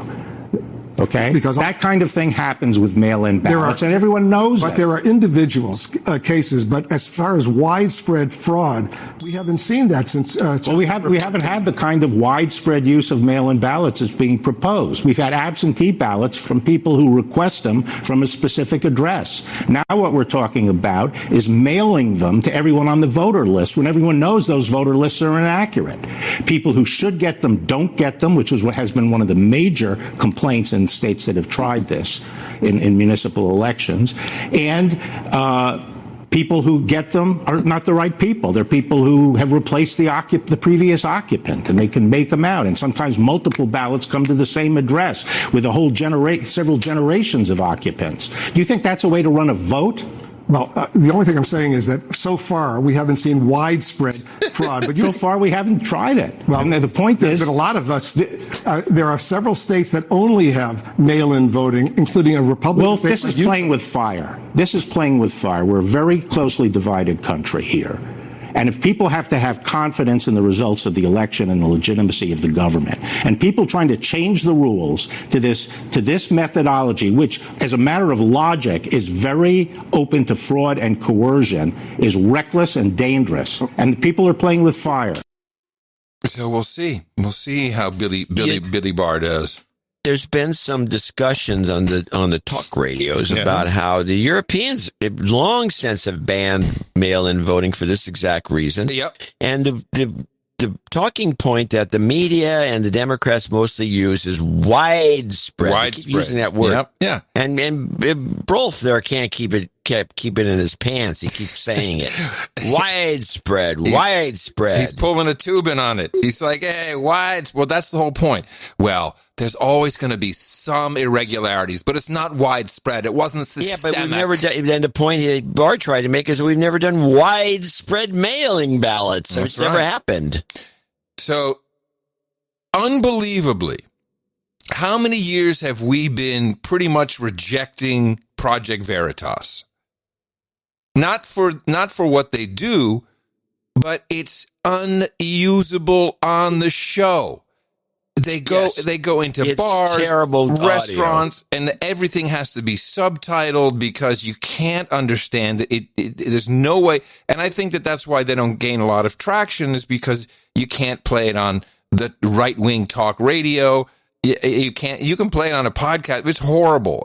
You need the subtitles. All of a sudden, what the heck happened? They got a 2-hour U.S. Postal Service worker who was a whistleblower. Now, for anyone who followed this, there was a whistleblower, and he said we were trained to toss out ballots. We were trained to commit fraud. We were threatened. Then this guy was interviewed by a U.S. Postal Service inspector, like a Fed, basically, because it's from the IG office. So he's a federal agent of the government coming to talk to him about what he saw.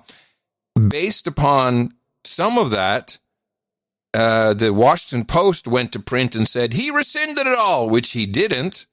So they haven't been, caught lying. They lie all the time, I guess.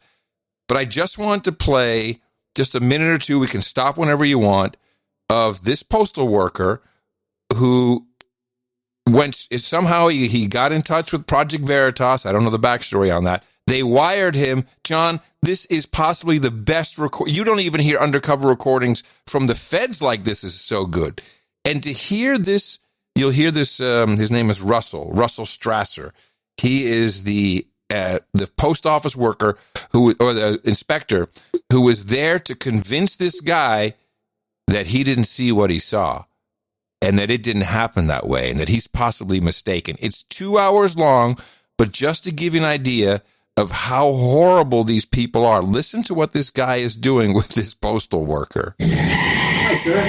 Are you Richard? Yes. Hi, Richard. My name is Russ Strasser. You want to come in for a second? I don't want people to be looking and whatnot.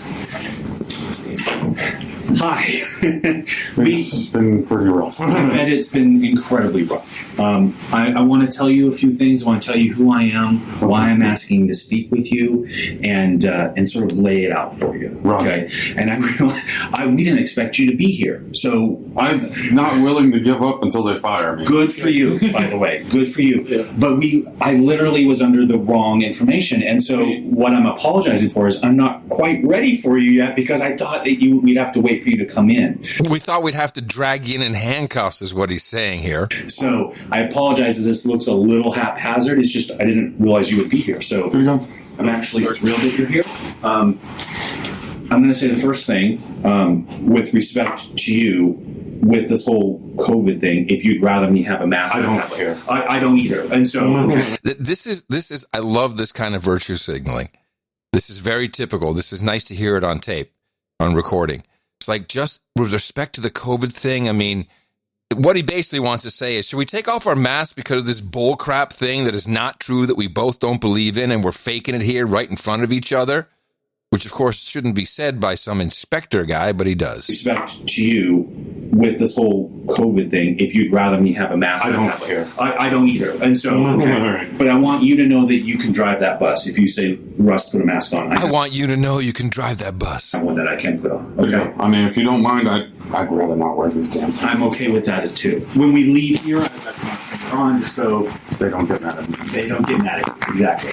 Okay. So let me tell you who I am and why I'm here. You obviously know why I'm here. Yes. So last week has been crazy, right?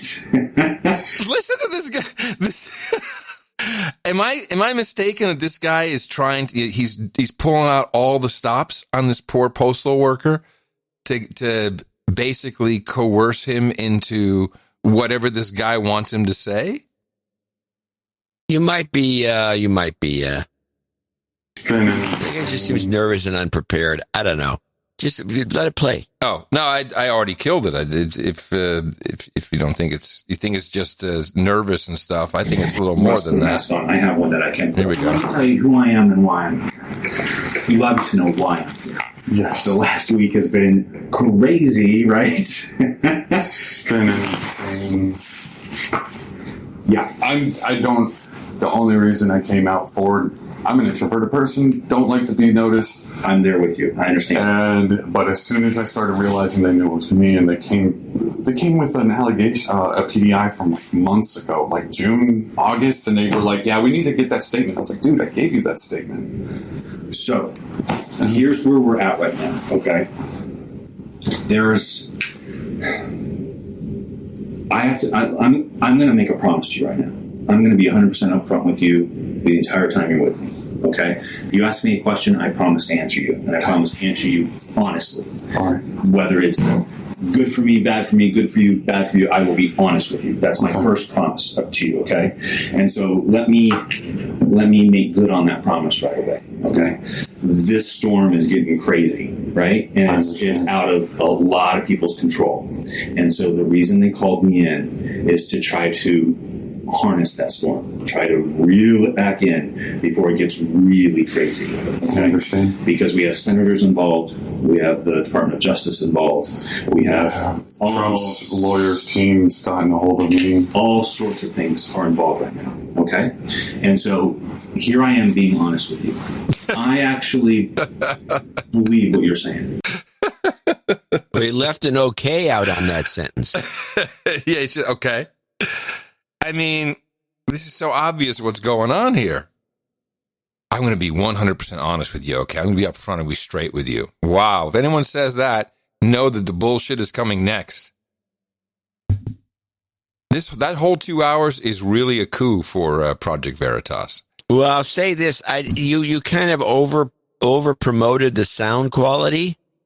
Oh, really? It was still hard to hear.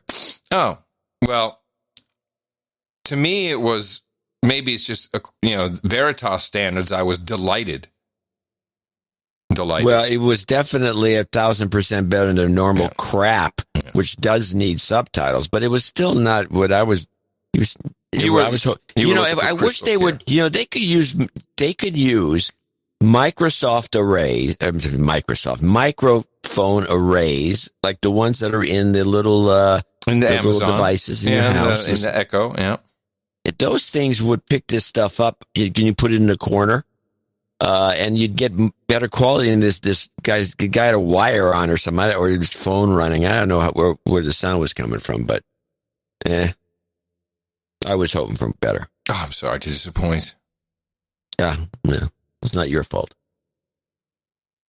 But okay, well, let's listen to.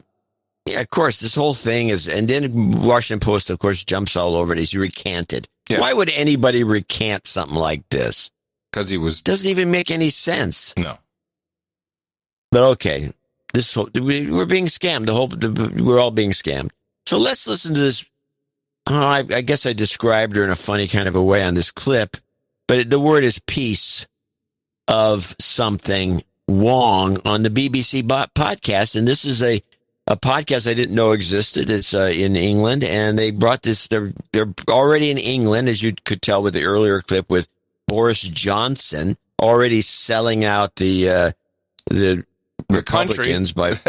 The country is selling out his own country in his own country. Yeah, if that is indeed Boris Johnson. Yeah, right. We still have that's still up for grabs. Let's listen to this bull crap. You're listening to a podcast from the Today programme on BBC Radio 4. Wouldn't it be great if I got $1 for every single time that happened? On the campaign trail, Joe Biden promised to increase taxes on companies and on the wealthy. Will he be able to carry out that promise? Here's Don with that and the rest of the business news. Morning, Don. Yes, good morning, Martha. Well, the numbers in Congress, in particular in the Senate, the upper house, might mean that he has difficulty pushing through his economic plans. We'll talk to an advisor to the Biden transition team shortly.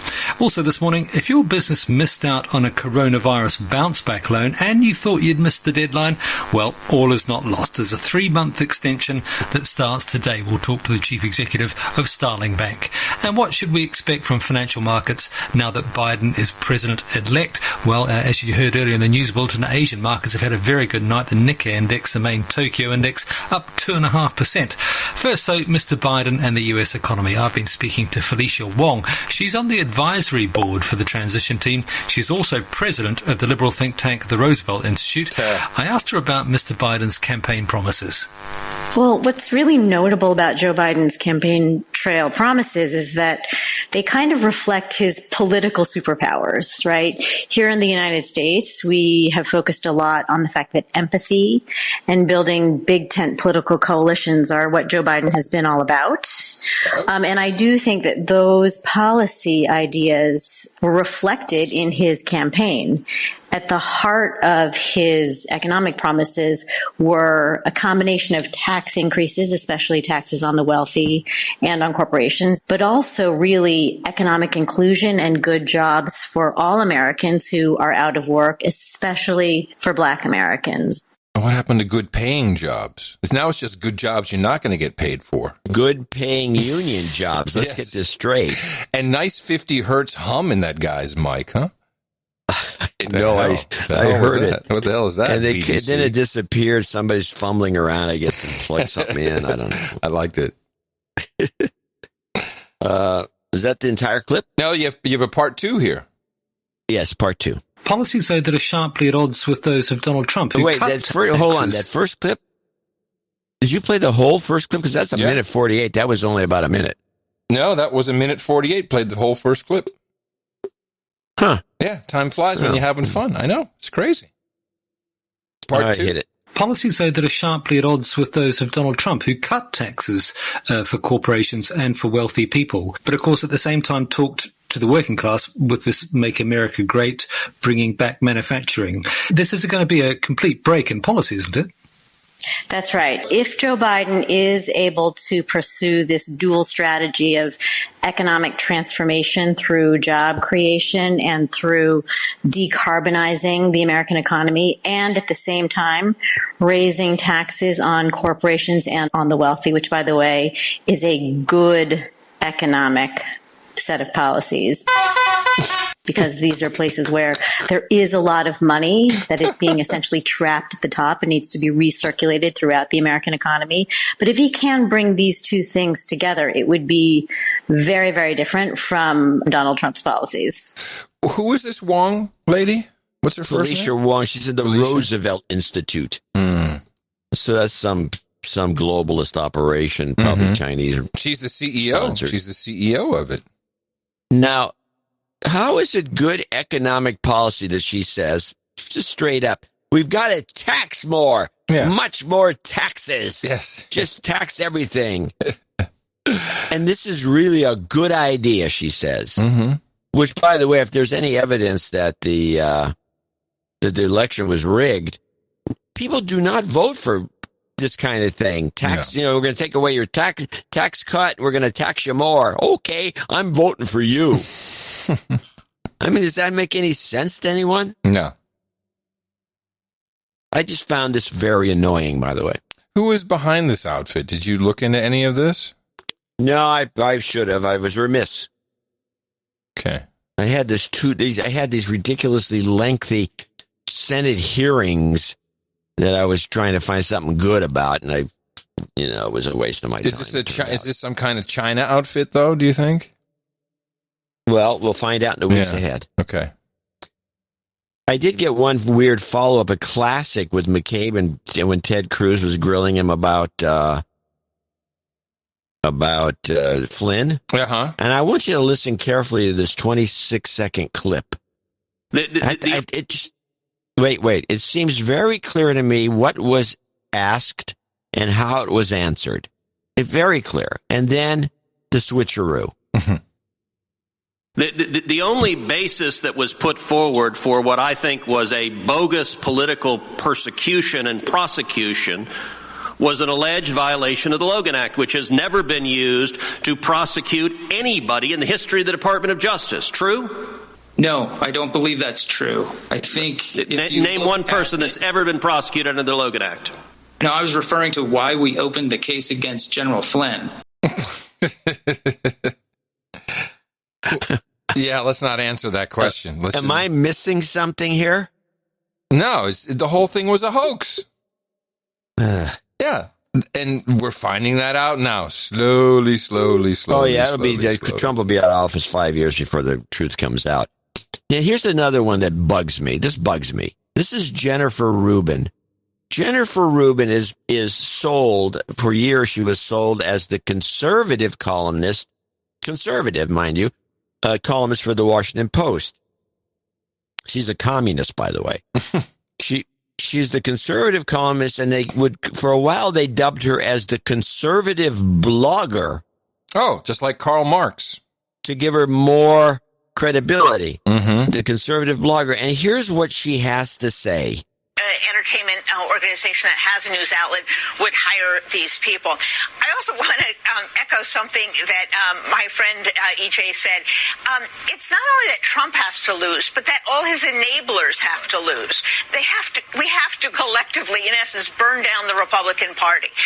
We have to level them, because if there are survivors, if there are people who weather this storm, they will do it again. They will take this as confirmation that, hey, it just pays to ride the waves. Look at me, I've made it through. And so up and down the ticket, federal, state, local offices, the country has to repudiate this. This has become a dysfunctional anti-government party. That is not what the country wants and what it needs. Wow. Hold on a second. Let me just get ready for her. Yeah, there's a lot of this. Conservative blogger. But there's a lot of this calling for people's heads, and there was a whole thing that Ivanka Trump is now, she will never, ever, ever be forgiven. She'll never work anywhere. We'll shave her head and drag this collaborateur through the streets.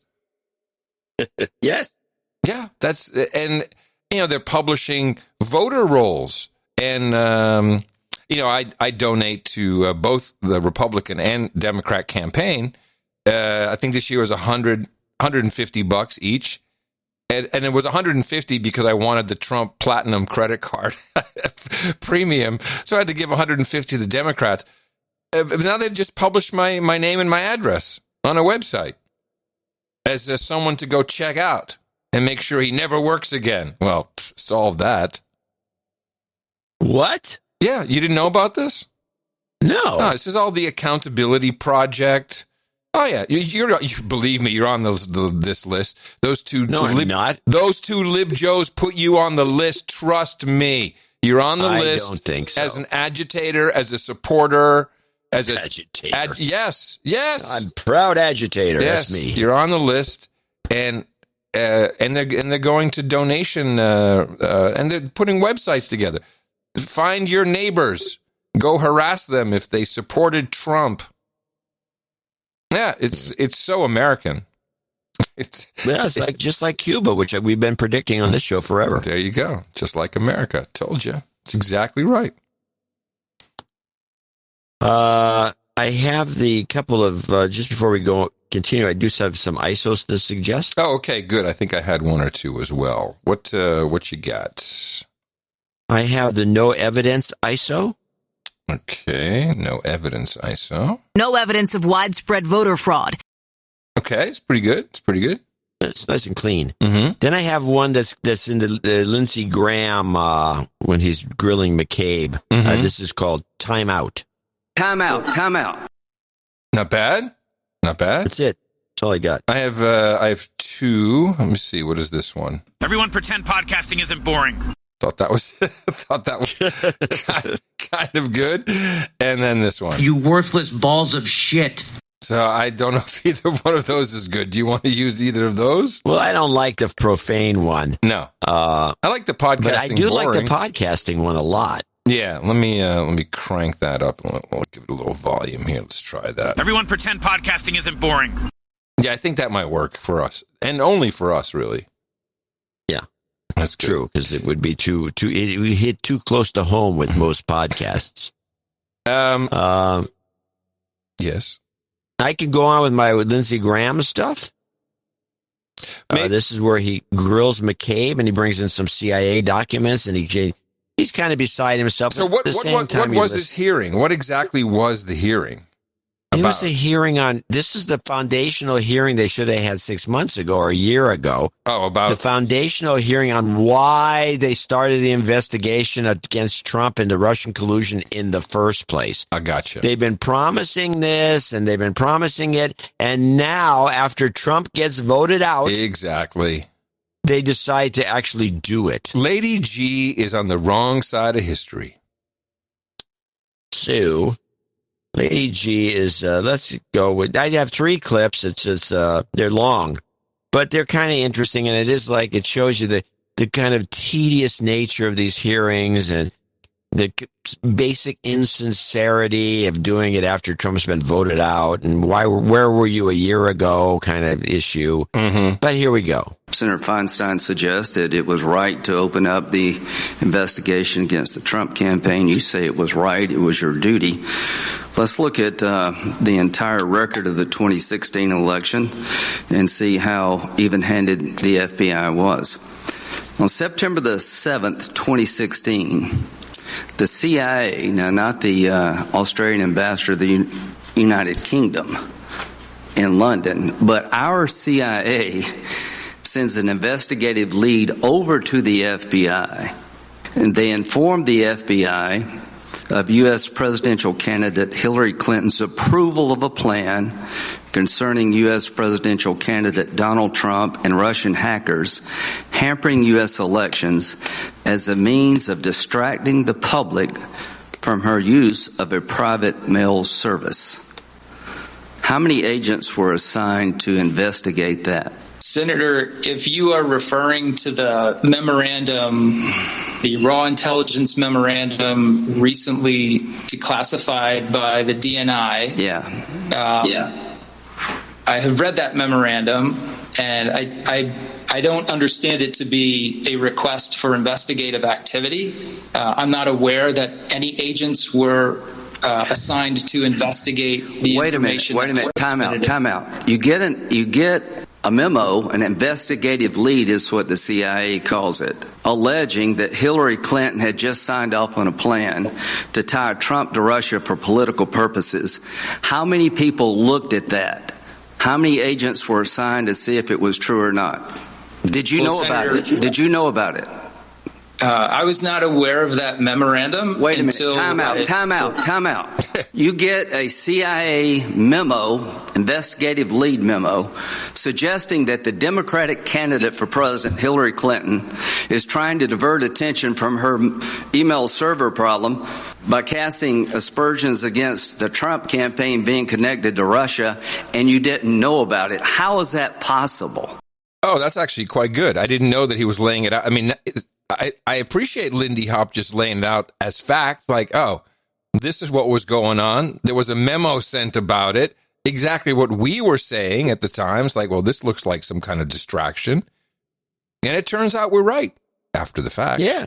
And the DNI, of course, the Director of National Intelligence, declassifies that. And I think they want to declassify a lot of stuff before Trump leaves. Well, it's already been declassified. That's why the shredders are going. Yeah. They're grinding away. They probably bringing new ones in. And they bring this, of course, this all happens late in the game again. Where were the, 6 months ago, a year ago, it'd have been nice to know about all this stuff. But okay, whatever. It's too late now, but let's at least bring it up because eventually the truth will be showing up in books and all the rest of it and how the whole thing was a railroad job. Orange man bad. Exactly. So let's go to part 2. Senator Feinstein, and you didn't know about it. How is that possible? Senator, I'd like to explain to you how that's possible. Who did it go to? Who did it go to? I will. I just want to make sure if he understands who it went to. Who did the memo go to? I read the memo recently. My understanding it went to Director Comey and was also to the attention of Peter Strzok.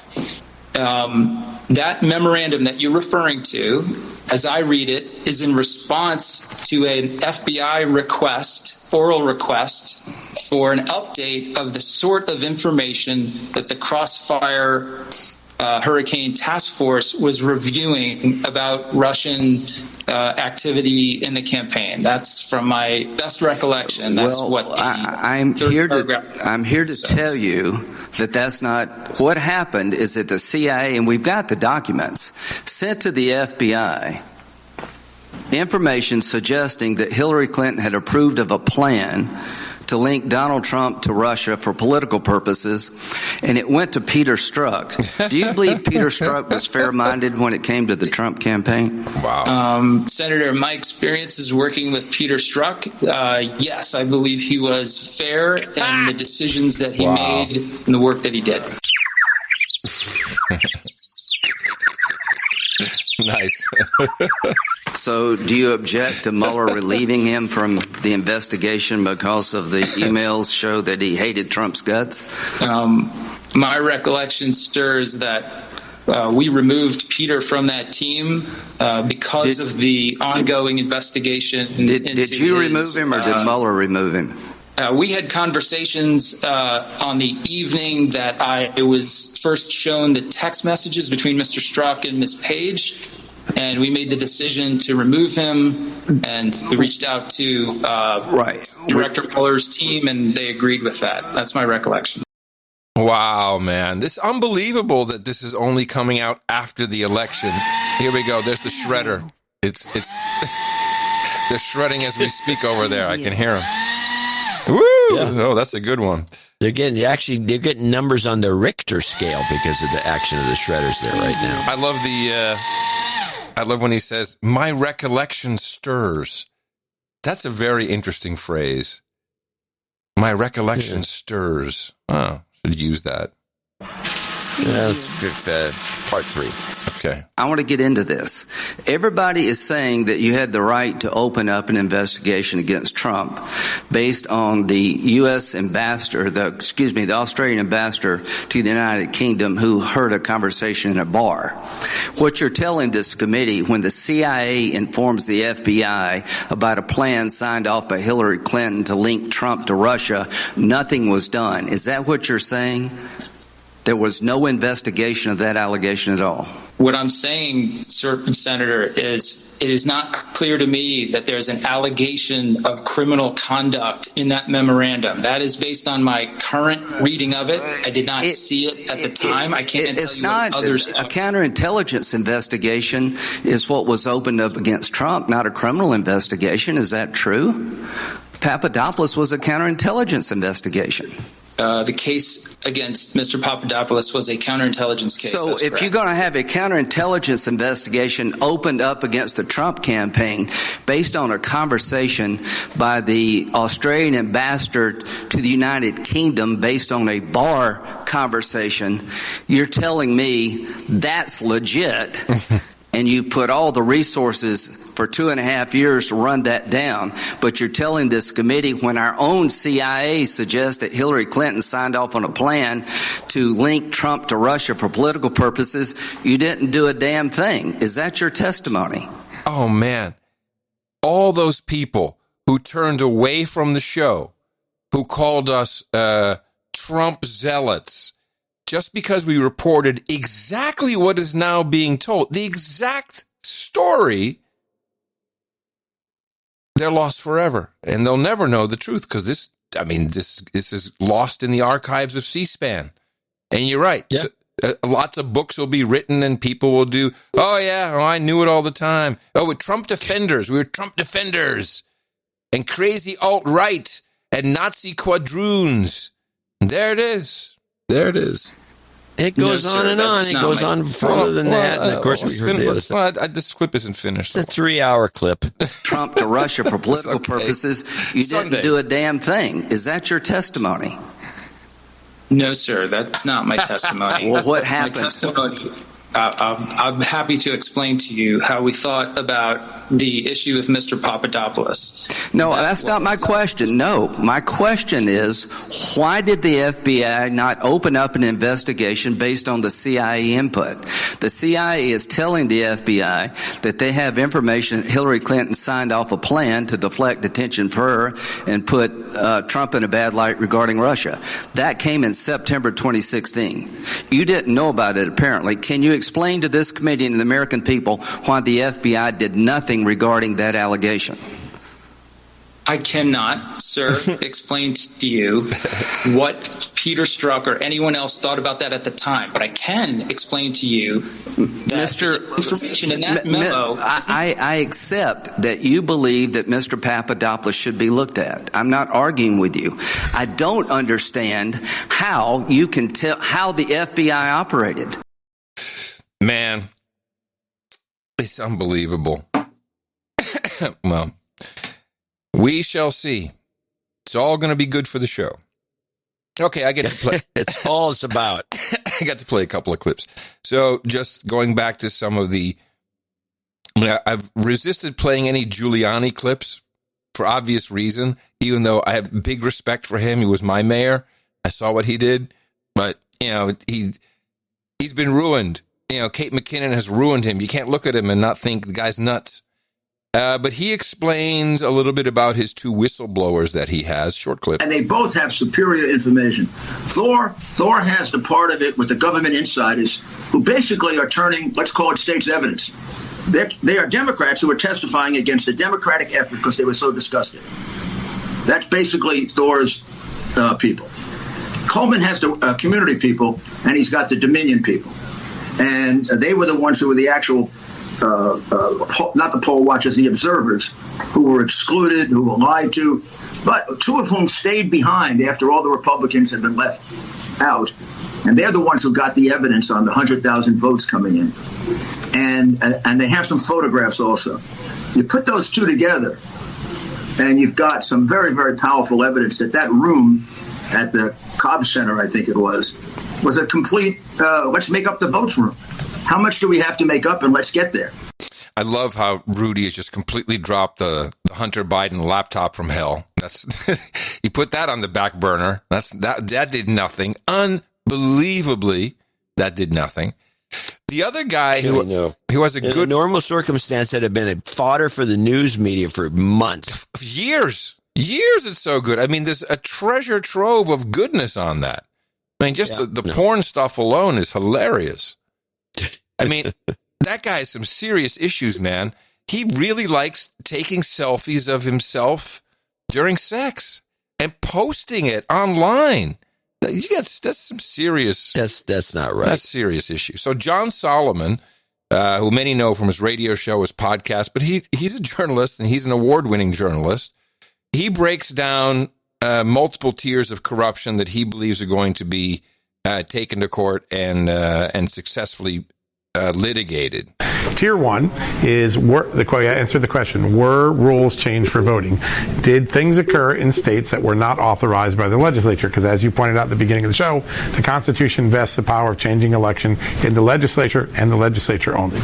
We have in Michigan, Pennsylvania, and Wisconsin concrete examples of voting procedures, voting counting procedures, voting ballot curing procedures being changed by unelected bureaucrats without the authority of the legislature. So we've answered that question in great detail. Some of the lawsuits that came out today cite that reporting, cite those memos in their challenges to these various state practices. The second thing we set out to identify is, was private money injected into the system in ways that we've not seen before? Now, I'm not talking about donations to candidates. That's totally allowable. We're talking about money going to election judges, going to election arbiters, to election entities that are counting the votes, gathering the votes, changing the rules. And the answer is yes. How much money? At least $350 million. Where did it come from? Mark Zuckerberg, checkbook, the founder of Facebook. How did it get administered? Through a group called the Center for Tech and Civic Life. And that group will not tell us how much money they sent to each jurisdiction. They sent money to 2,500 jurisdictions. If you look at the map, it's a lot of blue areas it appears the money is, but they won't give us the per capita dollars that they spent in these jurisdictions. But we now can answer the question, yes, private money was injected into the vote counting system in America. The third thing, where we're just in the beginning stages of, is it possible that 1, 2, 3, 5, 10,000 votes of people were counted that actually didn't vote? That's the allegation you hear from the whistleblowers that you mentioned at the top of the show. Tonight, I can tell you that in 6 states that we looked at, Nevada, Arizona, Wisconsin, Michigan, Pennsylvania, and Georgia, there are hundreds of thousands of people that when you run their current ballot requests up against change of address records or death records in America, there are several 100,000 voters listed as having voted in these states that appear to have filed a change of address or have died before the election. We're now going through the tedious process of calling those people one by one, saying, did you really vote? If not, who requested your ballot? And we're going to try to get to the bottom of that mystery. That's going to take a little bit of time. What I like most, and I appreciate how he can wrap that up in 2 minutes. Thank you very much, and make it tight. Yeah, but how about the $350 million from Zuckerberg to all these election committees and etc.? I didn't know anything about this. I don't even know what the point of it is. It's really to bribe. I judges. understand that now, but why? I don't know. Well, I guess the point is all this private money, not of the least is the Dominion outfit, which has a lot of ties to, in this case, to mainly Democratic billionaires, Nancy Pelosi, Feinstein. There's all these connections. There's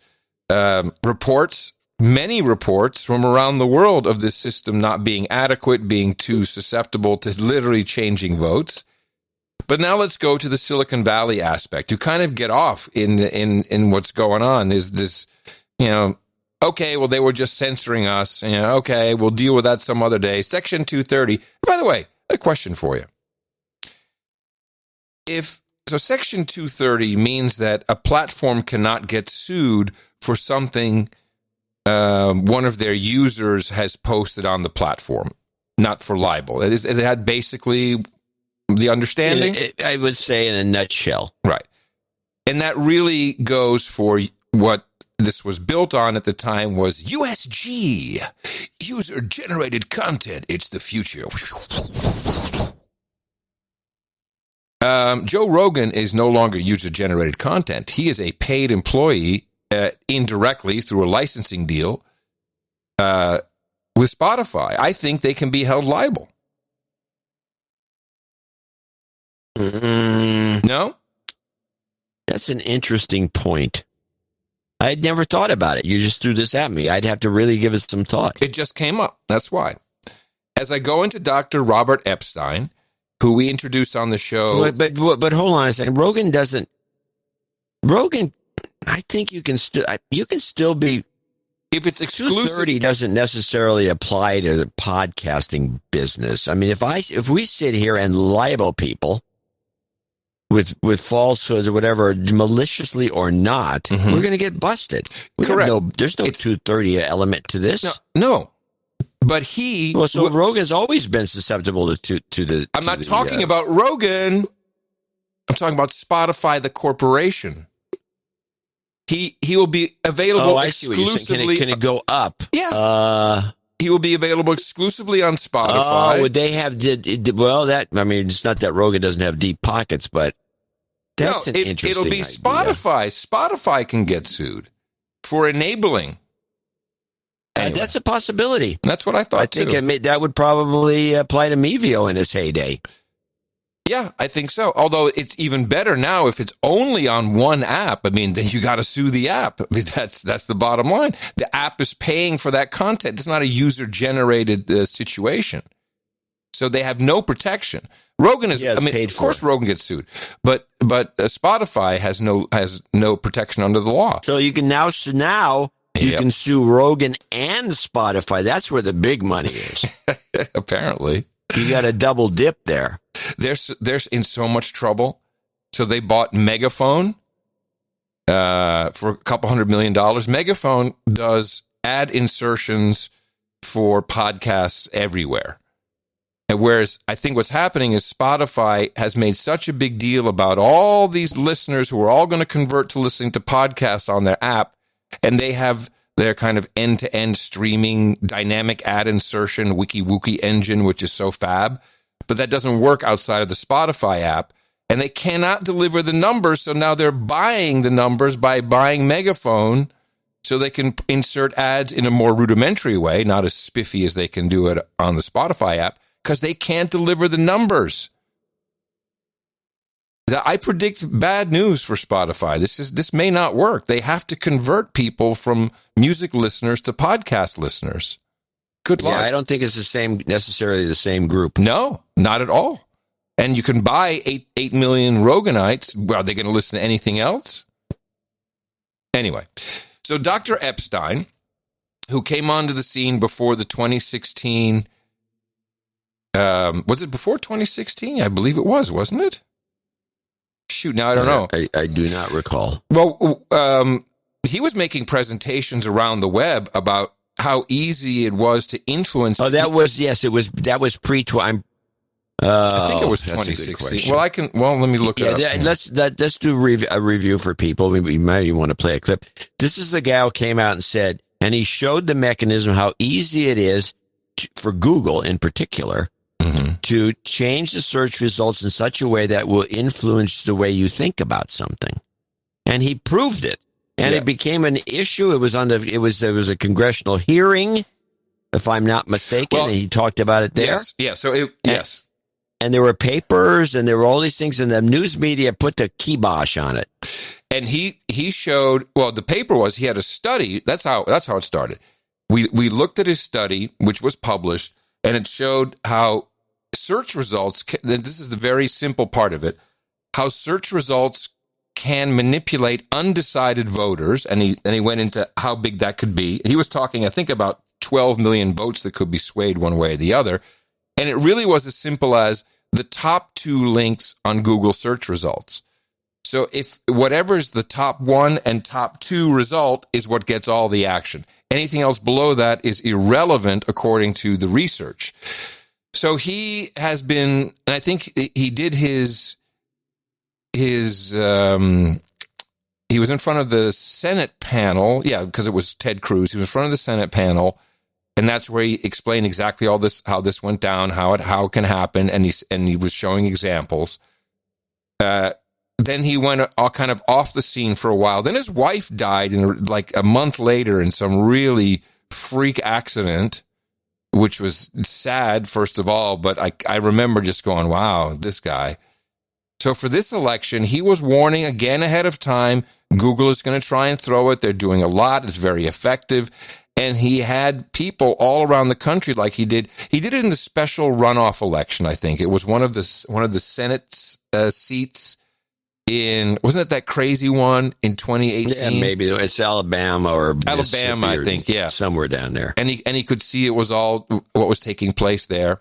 So he decides, of course, track it for this election, and it became quite a little dangerous vocation. Now, this is him speaking at Hillsdale College just a few days ago. Now, I was called a couple of days ago by a Washington, D.C. attorney, quite prominent attorney, who told me that I should go into hiding, that she fears for my life. Why?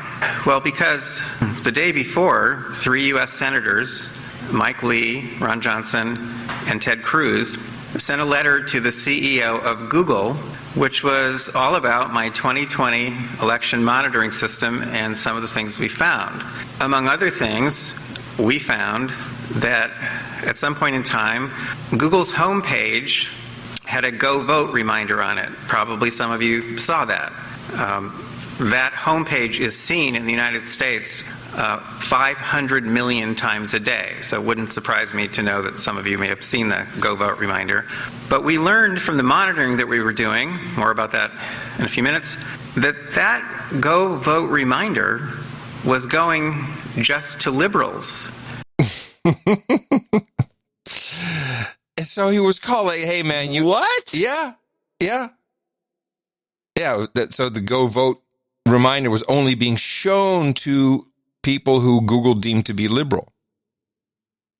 Oh, yeah. This is good. This is good. And by the way, Google has a huge database of most of your searches. Mm-hmm. And by what you search for, I see no problem with figuring out if you're a liberal or a conservative. Correct. It shouldn't be hard at all. I mean, there are probably a few people on the cusp and you wouldn't care. But yeah, I can see that. So here's his statistical evidence of the influence. In 2018, a set of emails was leaked from Google to the Wall Street Journal.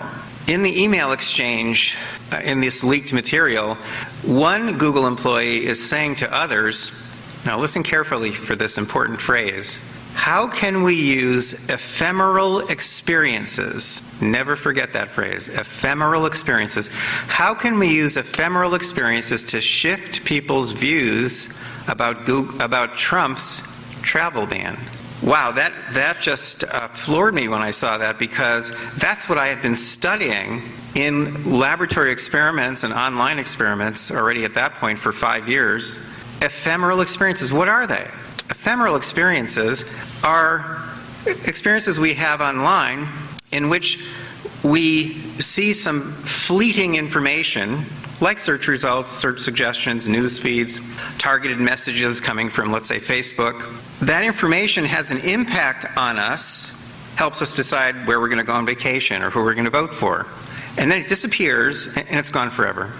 It's not stored anywhere. It's not preserved. In other words, you can't go back in time and see what search results people were shown. And here were Google employees saying, how can we use this type of experience, ephemeral experiences, to change people's views about Trump's travel ban? See the problem here? It means that people at the company are well aware of the power that they have to change people's views. That same year, 2018, an 8-minute video leaked from the company that was never, ever meant to be seen outside the company, called The Selfish Ledger. That video is about the power that Google has to re-engineer humanity, that's right from the film, according to, and I quote, company values. Re-engineer humanity. I like how he brings it. He does it so well. He brings in a little extra there that really doesn't have anything to do with his research, but it makes it sound scary, and it kind of is. It's totally scary. Wow. So he had a whole bunch of people in his camp. I think a lot of Silicon Valley insiders and whistleblowers. Lately, there have also been practically a flood, or at least a trickle, of whistleblowers coming from Google, Facebook, Pinterest, Twitter. And what are the whistleblowers telling us? They're telling us that these companies have very strong political biases. Their biases are all in the same direction, and that they are using the technologies they control to engineer our votes.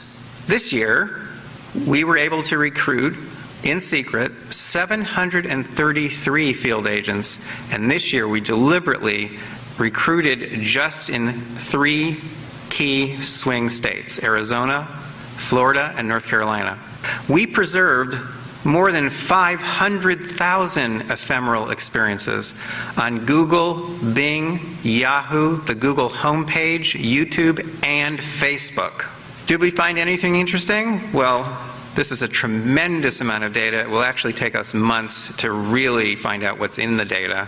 But we did find, once again, very strong pro-Biden bias on Google, but not Bing or Yahoo. That's important for comparison purposes. It's very important. And we also found, among other things, a smoking gun. We found that in the days leading up to the election, the Go Vote reminder on Google's homepage was being sent only to our liberal field agents. Our conservative field agents did not get a single Go Vote reminder from Google. Not one. So that's your ephemeral experience, is what I guess the way he does it is he records all that and different locations and people with different profiles. And they capture it, what you're shown, because it's shown to you for once, and that's it. You never see it again. All hail this guy. He should have a statue. This guy should have a statue. And then the last clip, very interesting. When the world was melting down about the New York Post being blocked from posting on Twitter for their Biden laptop story, Robert Epstein has a little different take on why, and I don't know if the timing lines up, but it can't be far off. He has a little different take on why the New York Post's Twitter access was blocked. On Thursday, October 29th, just a few days ago, I decided we needed to go public with this because there's still a few days left. Maybe we could get Google to back off on something. And so I communicated with a reporter from the New York Post. Her name is Ebony Bowden. I'm not going to hide this because it's public. You'll see why in just a minute. And I sent her a bunch of data, a bunch of numbers, and explained how the whole thing worked. And she wrote a fantastic piece, which was about evidence of possible widespread vote rigging by tech companies. And Thursday night, the 29th, two things happened. Number one, her piece got pulled. The New York Post pulled her article. Why? Is it relevant that the New York Post gets 32% of its traffic online from Google?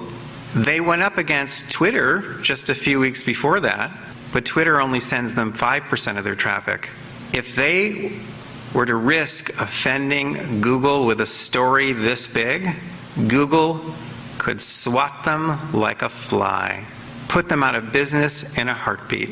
There are companies all over the world every day that make decisions taking that possibility, that fear, into account. On the bright side, another thing happened that night, which my team and I were celebrating, let me tell you. That night, Google turned off the manipulation. They turned it off, like flipping a light switch. Starting at 11:57 p.m. that Thursday night, all 733 of our field agents were receiving the Go Vote reminder, and they did until the end of Election Day. They turned off the manipulation. That Murdoch is a double agent. Oh, he's too old to be a double agent at this point. He's been very set in his ways. The empire, the Murdoch empire is a double James, agent. who's the superstar, Democrat. His wife's worked for Hillary or something. And Lachlan, who is the CEO, who's been in and out of the company. He's got a checkered past. Yeah. It's got nothing to do. These guys, they're at the age where they do a lot of socializing, and they're obviously not like the old man who doesn't care what anyone thinks. They can't be conservatives in that cocktail set. It's just at the high end. They're all the billionaires are Democrats, right? But the same outfit essentially is playing all these different sides. So they have the Daily Mail, which is, I would say, more often. Well, the Daily Mail, isn't that theirs as well? I think so. No, that is Tucker's. No, the Daily Mail in the UK, not Daily Caller. The Daily Mail is theirs, and the Daily Mail has a U.S. desk. I mean, they're publishing for the United States. Yeah, but if you look at the Daily Mail, you can see it starting to lean the other way. But that's my point. You're making my point for me. No, but it's not because there's a double agent involved. It's because the old man is done.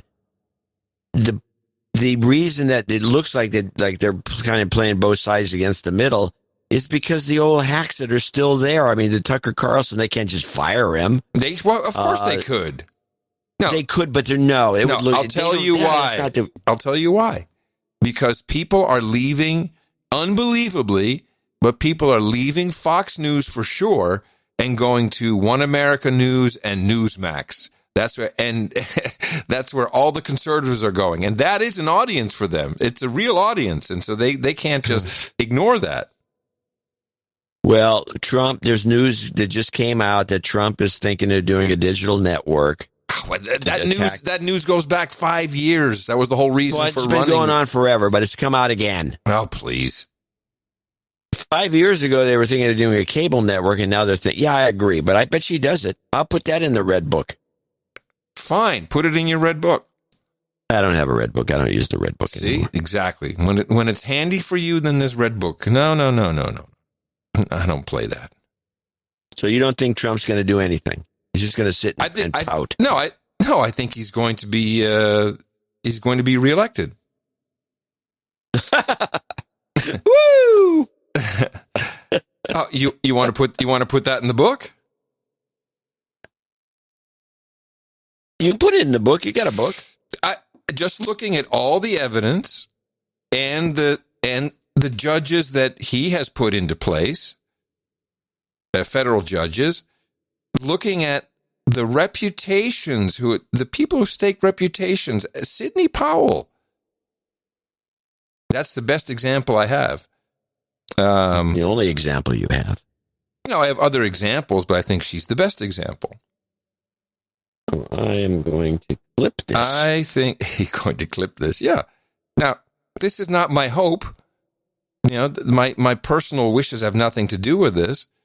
Either way, it's great for the show. And to be kind of honest, I can also see how we're going to have a great 4 years to coast by bringing out all those old clips of these cronies who will be in the Biden administration. We know their tricks. We know their history. It'd be very fun for us. And Joe is a clip monster. I mean, the guy doesn't speak English anymore. So yeah. So he's going to end up with the 25th Amendment thrown at him because you don't think Kamala's not. Because the key to the 25th Amendment is the vice president. That's right. The vice president has to sign off on it. She'll sign off on it in a minute. She's already got it pre-printed. Here's my 25th She's got a Amendment rubber stamp with her signature on it. Here's my 25th Amendment form. Sure. Stamp. But so Silicon Valley, and this is, going back to the color revolutions, one of the things that happens in one of these revolutions that the United States is behind is they send up I forget what it's called. It's like the Ghost Wing or something. It's the C-132. It's this monstrous aircraft that basically just intercepts back in the day before the internet, and in a lot of countries still today, it will jam the television airwaves, radio signals, whatever they can. And these days, you don't have to put an airplane up. You just call the social networks. No, you don't have to. Zuckerberg. You don't have to put the airplane because you got call NBC. Yeah, exactly. They're already all in. Exactly. There's no reason to put it up there. So it's fantastic. From what I understand, again, the pitch I got, they're going all the way to the mat, all the way down to the wire, because they feel that they cannot let this stand. I don't blame them. No, but I think they have the goods. And if you can do it with the computer stuff, that's the ticket. You can convince people. I think you can win this in a court if you have enough time. So that'll be interesting to see, because the Democrats are really smart legally. And it sure looks like a lot of funky things went on. I don't think that's deniable. No, I didn't deny it. I think it's obvious that something went on, probably a lot more than we've even uncovered. Right. But you think, no, Biden's in, it's good, and it's not gonna, he will be certified. Yeah, Biden wins. Okay. All right. Well, yay. We're running out of time here. No, we got plenty of time to think about good old Joe actually being the president. I'm going to miss him after 2 days in office. I'm going to show my support by donating to No Agenda. Imagine all the people who could do that. Oh, yeah, that'd be fab. Yeah, on No Agenda in the morning. And we have a few people to thank, not the least of them is Joe Biden, who's never contributed to the show, I might add. And if he lasts 2 days in office, it'll be a miracle. He might not even make it to the January deadline. Let's start off by thanking a few people for show 1292. Starting with Anonymous 16336, and he needs a de-douching. You've been de-douched.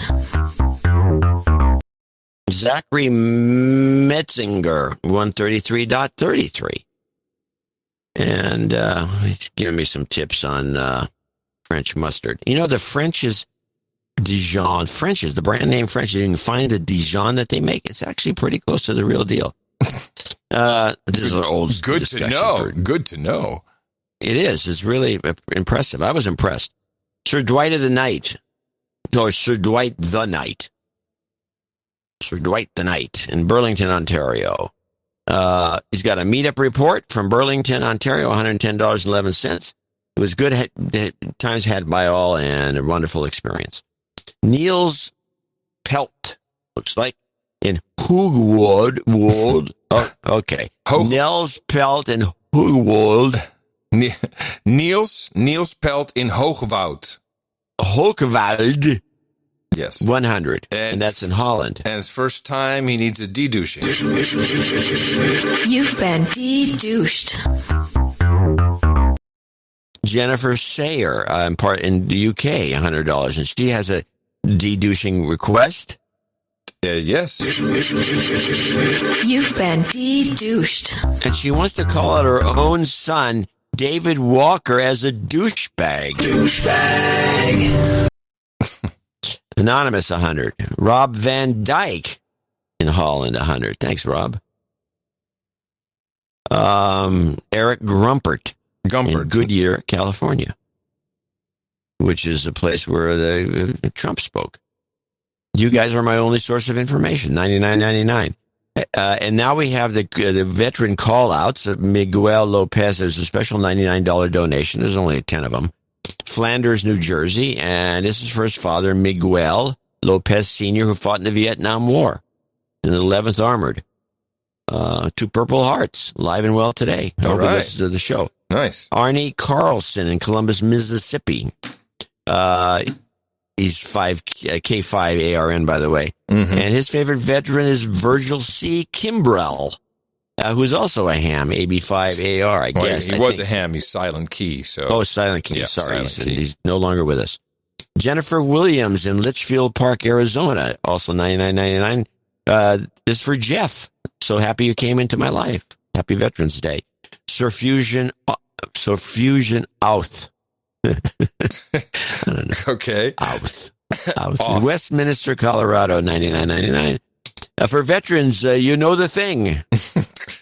Very funny. Very funny. You know the thing. The thing. Jennifer Williams. We're going to be getting a lot of that. $99 from Litchfield Park, Arizona. What a donation. Great donation idea. Thank you. This is for my dad, a Navy veteran who passed away last month. He was a great man and the best father. Aww. I would think so. Greg Strasser, Veterans Day donation for his grandfather, Joseph Strasser, USS Shaula, Navy, World War II guy. Mm. Richard Adams in Orem, Utah. This is for his father, Ted Adams, and my father-in-law, Bernard Magnuson, both in World War II, U.S. Army Corps. Jeff Phelps, shout out to thanks to the VMI WOPO community for their service. Gail Fuller in Cumming, Georgia. Shout out to Captain John T. Fuller, Airborne Ranger, with love from Dame Twin and Mominator, and the Night of Many Small Donations. That's from Gail. Dreb Scott, the Earl at Large. A shout out to all NA veterans. Alex Loesch, Veterans Day shout out to Kevin Walsh in Laguna. Semper Fi from his grandkiddies, Serge Gainsbourg and Erlacher. And that was that concludes our little dedication. I want to thank everyone for taking part in that. And we salute all veterans of the No Agenda show and of Gitmo Nation. We have quite a few that listen. Yes. Sir Herb Lamb, the Earl of Georgia's 8008 in Sugar Hill, Georgia. Oops. Apparently feels like a douchebag for some reason. You might want to read that note and see if there's anything in there we need to read out. Steve Webb, 7716. It's to commemorate the 16th anniversary of LifeSpring Media. Yeah, well, Steve was one of the original Godcasters. Okay. It's the 16th anniversary of the show, Life Spring Media. So he's been around since the birth of podcasting. That's why that's a long time. Yes. Arnie Carlson in Columbus, Mississippi, $74. You got a birthday coming up? Yep. KI5JNC, that sounds like a K5ARN. That sounds like a couple of hams at 73 to you guys. Carl Otto and Rosenquist in Sweden. Vejbystrand. 6006. I think it's Vejbystrand. Vejbystrand. No, it's in Sweden. Something like that. He's in Sweden. We have a F cancer call for the 13th November last year. They removed a 2.5 kilogram tumor from my wife's stomach. She's on a check to see if something has appeared again. The surgeon said it was more like taking out a baby. Oh, my gosh. It wasn't cancer, but it couldn't hurt with an F cancer, would it? We'll put that at the end for you. Yeah, you bet. Ugh. Kevin McAtee in Centennial, Colorado, 60. Sir Quistan in Blyton, Lincolnshire, UK, 5510. Sir Milkman Delivers in Arcadia, California, 5510. Sir Dodger and Dame Misty in Barton, Vermont, 5033. And the following people are all $50 donators, name and location. Clayton Dunavant, Catherine Palandrini. I'm sorry, Clayton was in Greenfield, Wisconsin, and she's in Silver Springs, Maryland. Kimberly Redmond in Toronto, Ontario. Jessica Burke in Brookshire, Texas. Never heard of it. Drew Mochak in Mountain View, California, right down the street from me. Sir Drew, I believe. Rawson Touchkoff in London, UK. Baronet Sir Lineman of the Net, Raleigh Hawk in Anna, Illinois. Robert Drykelson in Oshkosh, Bagosh, Wisconsin. Gus Knott in Groningen, Netherlands. Guus Knot. Guus Knot. Guus Knot. Guus Knot. Close enough. Guus Knot, who is... Guus Knot, what your country can do for you? Guus Knot, good, yes. Sir Labarat of the Hill Country in Universal City, Texas. Michael Hayner in Paris, California. Spelled with a P-E. Sir Robert Decaney in Fairfax, Virginia. Sir Robert Kerback, I'm sure, in Essexville, Michigan. This is a big list of 50s. Raymond Berry in Lost Wages, Nevada. Stephen Shoemaker in Xenia, Ohio. Jesse Hall in Friendswood, Texas. Sir Big Papa Moose of the Ogallala Aquifer in Liberal, Kansas. That's our group of well-wishers, producers, and supporters for Show 1294. I want to thank each and every one of them for helping us out. And a great-looking group, wouldn't you agree? Yeah. Good-looking group. Thank you. Just needed a little bit of approval there. Thank you, producers, for putting the show together. Time, talent, treasure, it's what works here in the value for value model.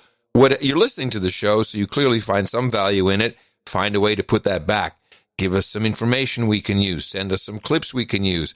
And we need the finances. So we appreciate that. And also people who came in under $50 who always want to make sure they're anonymous because we don't read anything under the 50 level. And also on many of the programs that you can find and become members of. We have a neat night coming up who's done $33.33 for a long time. You can get there. You can join the round table. All you need to do is visit our website with the funky name. Dvorak.org/NA. A couple different job karmas and a cancer karma. You've got karma. That's the F cancer. And Jobs. And jobs. You've got karma.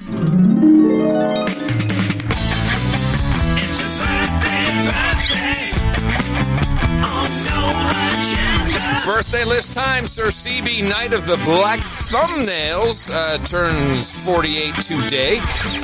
We have Amber Overall, who will be 33, that magic number on the 14th. Rolanda Gonzalez says happy birthday to his gorgeous wife, Sarah. She turns 40 on the 14th. Alex Schoenfeld celebrates on the 15th. And Arna Carlson, Kilo 5 Alpha Romeo November, says happy birthday to Christina, Kilo India 5 Juliet November Charlie. And happy birthday from Kilo 5 Alpha Charlie, and all the producers and everybody here at the best podcast in the universe. Happy birthday. It's your birthday, yeah. Okay, we have a daming and we have 2 nighting, so this is a good day for us. I like this. I like it. We can do There you go. Thank you very much. We don't have any super special requests, but get them up here. Amber Overall, Alex Schoenfeld, and Cameron Dodd. The 3 of you are about to join this illustrious. Look at this group. It's big. The No Agenda Roundtable of our Knights and Dames, where if you pledge up to $1,000 in total for the show, you get this coveted spot right here. And I'm very proud to pronounce the Dame Amber of the Taverns, Baron Wooden Shoes, and Sir Dodd of the Pears. For you, we've got Hookers and Blow, Rent Boys, we've got Chardonnay, we've got Cookies and Vodka, Fish Pie and Fellatio, we got Harlots and Haldol, we got Geishas and Sake, we got Breast Milk and Pablum, Sparkling Cider and Escorts, Ginger Ale and Gerbils, Rubenesque Women and Rosé, and of course the Mutton and Mead. It's a staple here at the round table. Please take your seats, and when you're ready, you can go over to noagendanation.com/rings. Have Eric the Shill get all the pertinent information for you. We'll send you out your beautiful knight or dame ring with your sealing wax and your official certificate. And thank you for producing and being an important part of this project we call the No Agenda Show, the best podcast in the universe. No Agenda Meetups. Now, we don't have any audio reports. We did hear one earlier during the donation, and Sir Nathan Lee sent a Boston meetup report in the Red 33 Austin Boston meetup with barbecue was a blast. We had sundry interesting knights and dames, even some venison sausages. We got to grill them up. Between all checks and monies collected, a grand total of $234.56, which was raised. We do it for our pop. It was like a party, and everyone had a great time. Looking forward to the next one happening in February. And thank you for your courage, Sir Nathan Lee. Here's what's coming up on the meetup list. This is where No Agenda producers all around the world come together, hang out. We have some things in common, but we're all incredibly different, but it seems to work very well at these events, particularly if you've been locked up for almost a year. This Friday, we have a meetup at the Canterbury Ale House in Seattle. And we have also on Friday the Tucson Tea Time at the Post-Apocalypse Pre-Holiday Sanity Check Meetup at Whiskey Roads in Tucson. Charlotte Regional Meetup also on Friday the 13th. Slaves, Dames, and Ne'er-Do-Wells meet at 6 o'clock at Triple C Brewing. Brand new on the list for Saturday, the Houston Second Wave Super Spreader Surge Luncheon at the Rodeo Goat. Oh, my crap, it's almost worth driving to Houston for. It sounds good. Also on Saturday, the Beach Party in Fort Myers, Florida. That kicks off at 11 at Hoosiers in Paradise. The Saturday, Michigan Mobile Meetup at noon.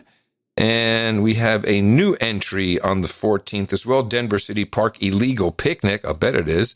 That'll be at the City Park Denver Museum of Nature and Science. Low Country, South Carolina, Meet and Shoot. This is Dame Jennifer, I think. It'll be at CNS Shooting Sports. That's going to be fun.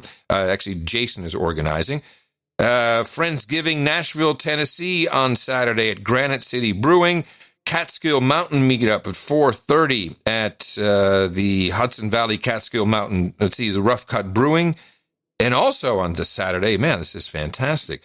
Pittsburgh, Pennsylvania, the Mission Barbecue Steuben Pike. Emma is organizing for you on the 14th as well on Saturday after sunset in the Balkans. That will be in the Balkans at Adriana Bar. Well, I don't know exactly where in the Balkans, but we're going to find out. Alex is organizing. And then this coming Sunday, the Philadelphia Local 76 Jersey Strong Selfish Bastard Super Spreader Meetup. It'll be brunch for these bastards at the Caribou Cafe. And that is what's coming up on the horizon for your meetups. Go ahead and go to noagendameetups.com. Find one near you. If there's not one, why don't you make one? It's like a party. Sometimes you want to go hang out with all the nights and days. You want to be where you won't be triggered or held to blame. You want to be where everybody feels the same. It's like a party. Man, there is so much left over. It's just too much. There's too much to get to. Well, not so much with me. Okay. Now, I have one clip to play, which I can put off. But if you have some extra clips, you got to get out of the way. This is an evergreen. I can put it off. I have only one clip, and I really only have one clip that I wanted to share with you. You wanted to share it with me? I wanted to share it with you. Yeah. Oh, that's so sweet. And I'm kind of surprised, that you didn't have this clip because it's Amy. Oh, let me be honest. Please. I really have a hard time stomaching her. Hey, it's not like I'm watching. Someone sent me a clip. I'm just pretending like, oh, yeah, I slaved through that crap. That's your beat that apparently you've dropped. Oh, no, I go back to it. I'll take some antacids maybe or whatever it is that keeps from getting dizzy. Metrazine, I think. Just look at the floor, John. It'll all go away. You know how it works. All right, let's hear it. This is Amy. In other immigration news, lawyers working on reuniting children who were separated from their families at the southern border say they still cannot find the parents of 666 children. Did you know? Oh, it's terrible. 666. Did you know that, the backstory on these 500 to 600 children? Yeah, the parents don't want them. The parents don't want them. They found a lot of the parents said no. The kid will be, and it's not because they hate the kids. No. A lot of them think the kids will be better off in the United States than in El Salvador or wherever they're from. Of course. That's what's going on. I know. Yeah, that's what's going on. And then, everyone wants to do, or they just leave that out of the story because it makes Trump look bad. Of course. Even though it was the same thing going on during the Obama. See what you miss when you drop the beat? Now, I'm going to keep the thing I really like, but I want to play this clip. So I'm on a VPN. Yeah. So I'm going through Canada. I've got the Canada VPN. I'm on Canada, so I can listen to some stuff there I can't get otherwise. Mm-hmm. And so right at the beginning, I get this. The Epoch Times are advertised all over the place, but they also advertise in Canada with these horror stories. I don't know if anybody has seen this from a U.S. IP address. I would like to know because I think they just won't play it here. Because of China. Okay. But they play it in Canada. This is the Canada ad about fentanyl. Canadians die from overdoses of the drug called fentanyl. One researcher has called this one of Canada's most serious health crises. Fentanyl is an extremely lethal drug. It's 50 times more potent than heroin and 100 times more potent than morphine. Just a tiny, tiny pinch will be more than enough to kill a person. It comes into Canada mainly through shipping containers and by mail. British Columbia's coast is the primary entry point. And do you know which hostile foreign power experts say is behind this flood of opioids? The Chinese Communist Party. I read about all of this in the Epoch Times. This might shock you, but recently authorities in Mexico seized 52,000 pounds of fentanyl in a single shipping container from Shanghai, China. That's enough to kill 11 billion people. While that fentanyl was likely bound for the U.S., Canadian law enforcement reports state that China is the main source of deadly fentanyl here in Canada too. A Canadian researcher says China is intentionally shipping fentanyl to North America to contribute to the downfall of society. What's even more shocking than this is that the Chinese Communist Party has long used this strategy of drug warfare to subvert other nations. Yeah, that's something called history where you can look this strategy up. It's been used by many seafaring nations with great success. Yeah, Britain. Yeah, yeah. I got a paper copy of the what are they called? Epoch Times. Epoch Times. They stuffed it in my mailbox. I subscribe to it. I get it all the time. It comes in the mail once or twice a week. I'd never seen it before, and all of a sudden it shows up like someone gave me a subscription or something. Yeah, probably. Well, all right. It's actually a pretty decent newspaper. It's well written. It's got real journalism. Yeah. It's a little slanted against the Chinese. There's no doubt about that. But so what? The rest of their stories are quite good. Yeah. Well, let's just pile on with some China news and we can get out of here. The punks in Wuhan. Hit banging, mohawks, and teens dressed all in black.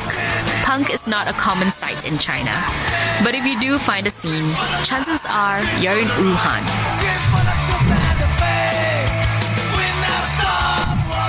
They were new and inexperienced, but SNZB kickstarted an underground punk scene in Wuhan. More bands formed, and together they lived and breathed punk music. But it was still a small scene. And just like that, Wuhan became the birthplace of Chinese punk. When fans came to the city, they would go to a venue called Vox. This was where all the underground concerts were held. You got me. I think we had one-on-one. I just thought it was cute. You know, it's like we rag on China because, hey, F you, China.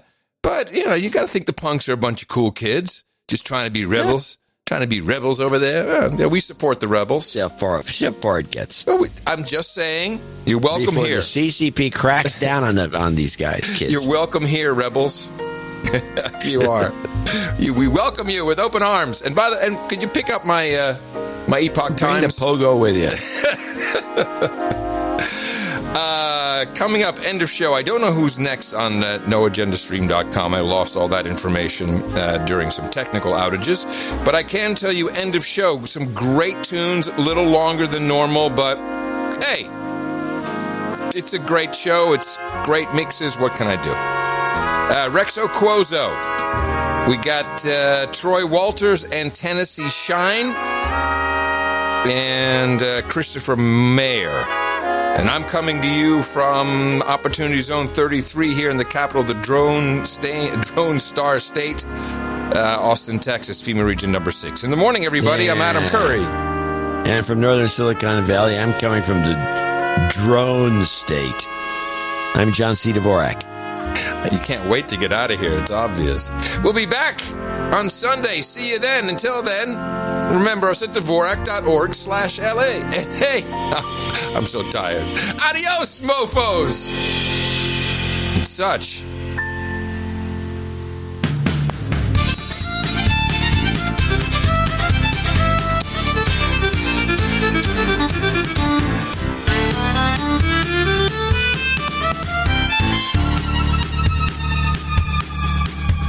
Well, the Dems went down to Georgia. They were looking for votes to steal. They were in a bind. They were getting behind, and it was getting real. They came across a young man counting Trump ballots, and there was a lot. One Dem jumped up on a hickory stump and said, "Boy, let me tell you what. I guess you didn't know it, but I'm a ballot counter too. And if you care to take a dare, I'll make a bet with you. Now, you count pretty good ballots, boy, but give the Dems their due. I got a pallet of ballots, and they're all for Joe, 'cause Orange Man is through." The boy said, "My name's Donnie, and it might be a sin, but I'll take your bet, and you're gonna regret, 'cause it's Orange for the win." Donnie, count up all your votes, but do not drop your guard, 'cause hell's broke loose in Georgia, and the Democrats steal the cards. And if you win that shiny, bright White House, you will hold. But if you lose, Kamala will kill Joe.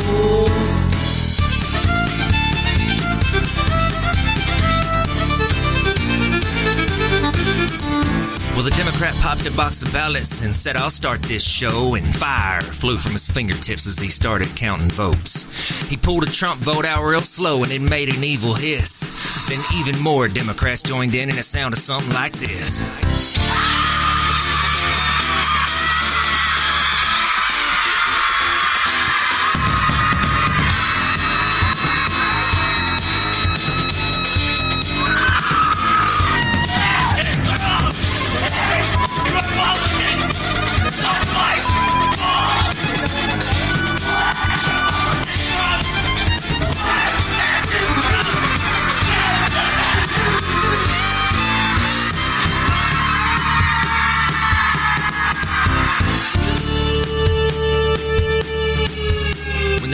Finished, Donnie said, "Well, you're pretty good, old son. But sit down in that chair right there. Let me show you how it's done. I'm draining the swamp, let it drain, boy, drain. They're out here trying to steal this race. Democrat at a Kinko's copying votes. Are they gonna count? Well, I do not know.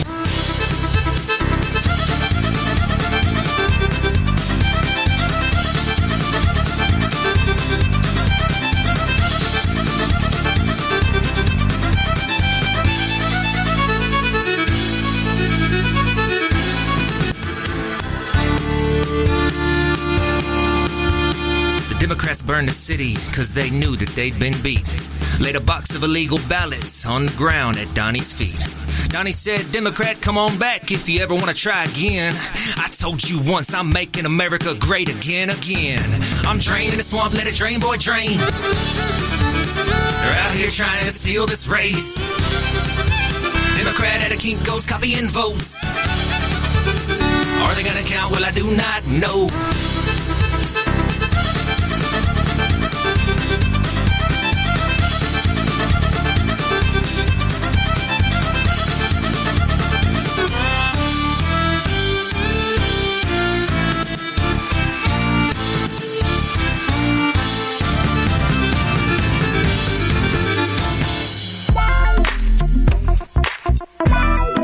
I stole votes.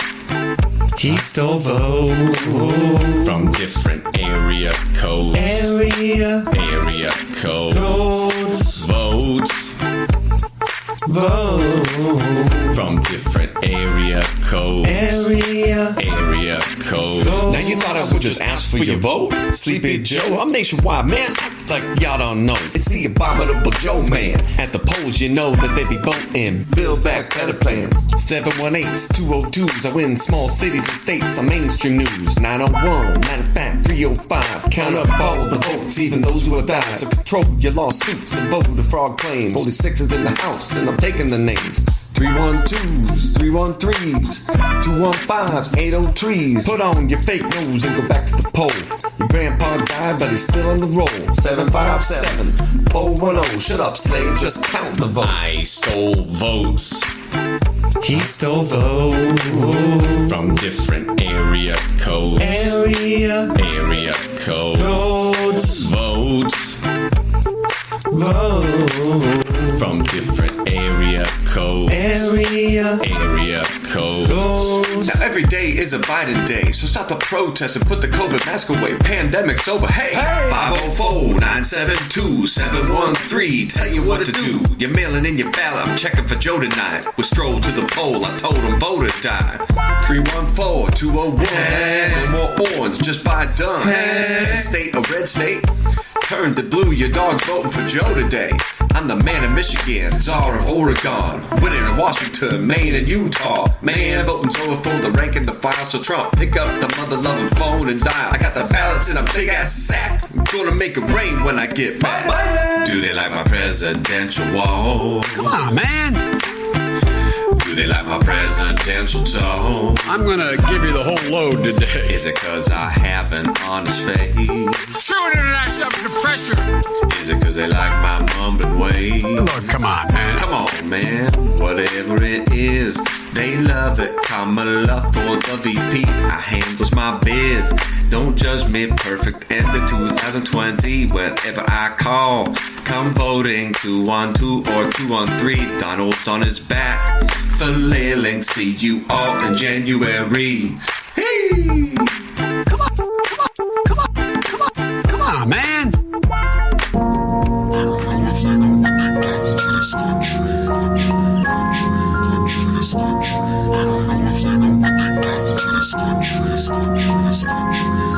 So basically you telling me it's election fraud, or you recall your call for Joe and cause a civil war. These are the two choices that you left us with. I'm not trying to instigate, but you know how them leftists get. When they don't get their way, they take a break from mama's titty. Go out, peaceful protest and burn down the city. Only difference now with re-election in the rear view. Trump can send the guard in, and it's not gonna be pretty. If you check the history, there's no real mystery how we at this crossroads of American dystrophy, from distortion and convolution with no notion for what the truth is. Meanwhile, AOC out here to put the C in clueless. How is this helpful? It's one thing to be a nuisance, it's another to keep a list of who is a person, to view this differently than you did. Now you position the system to collapse, regardless of the decision.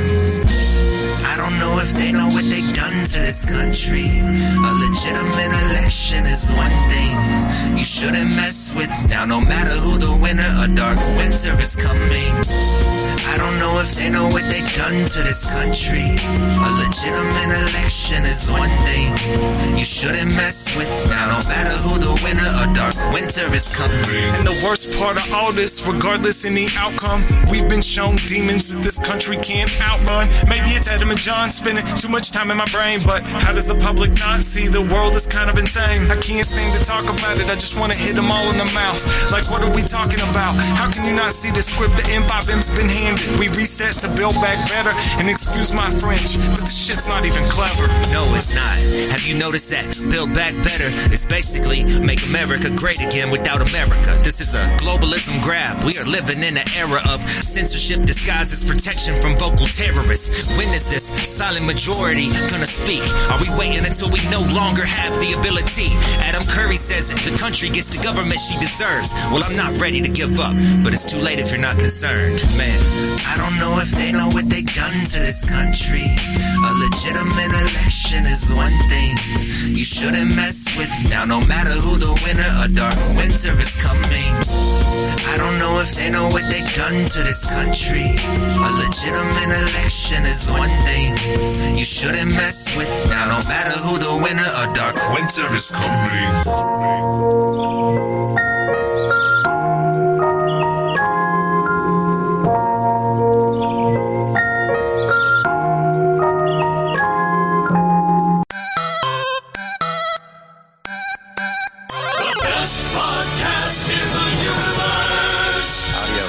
Mofo. Dvorak.org/NA. Everyone pretend podcasting isn't boring.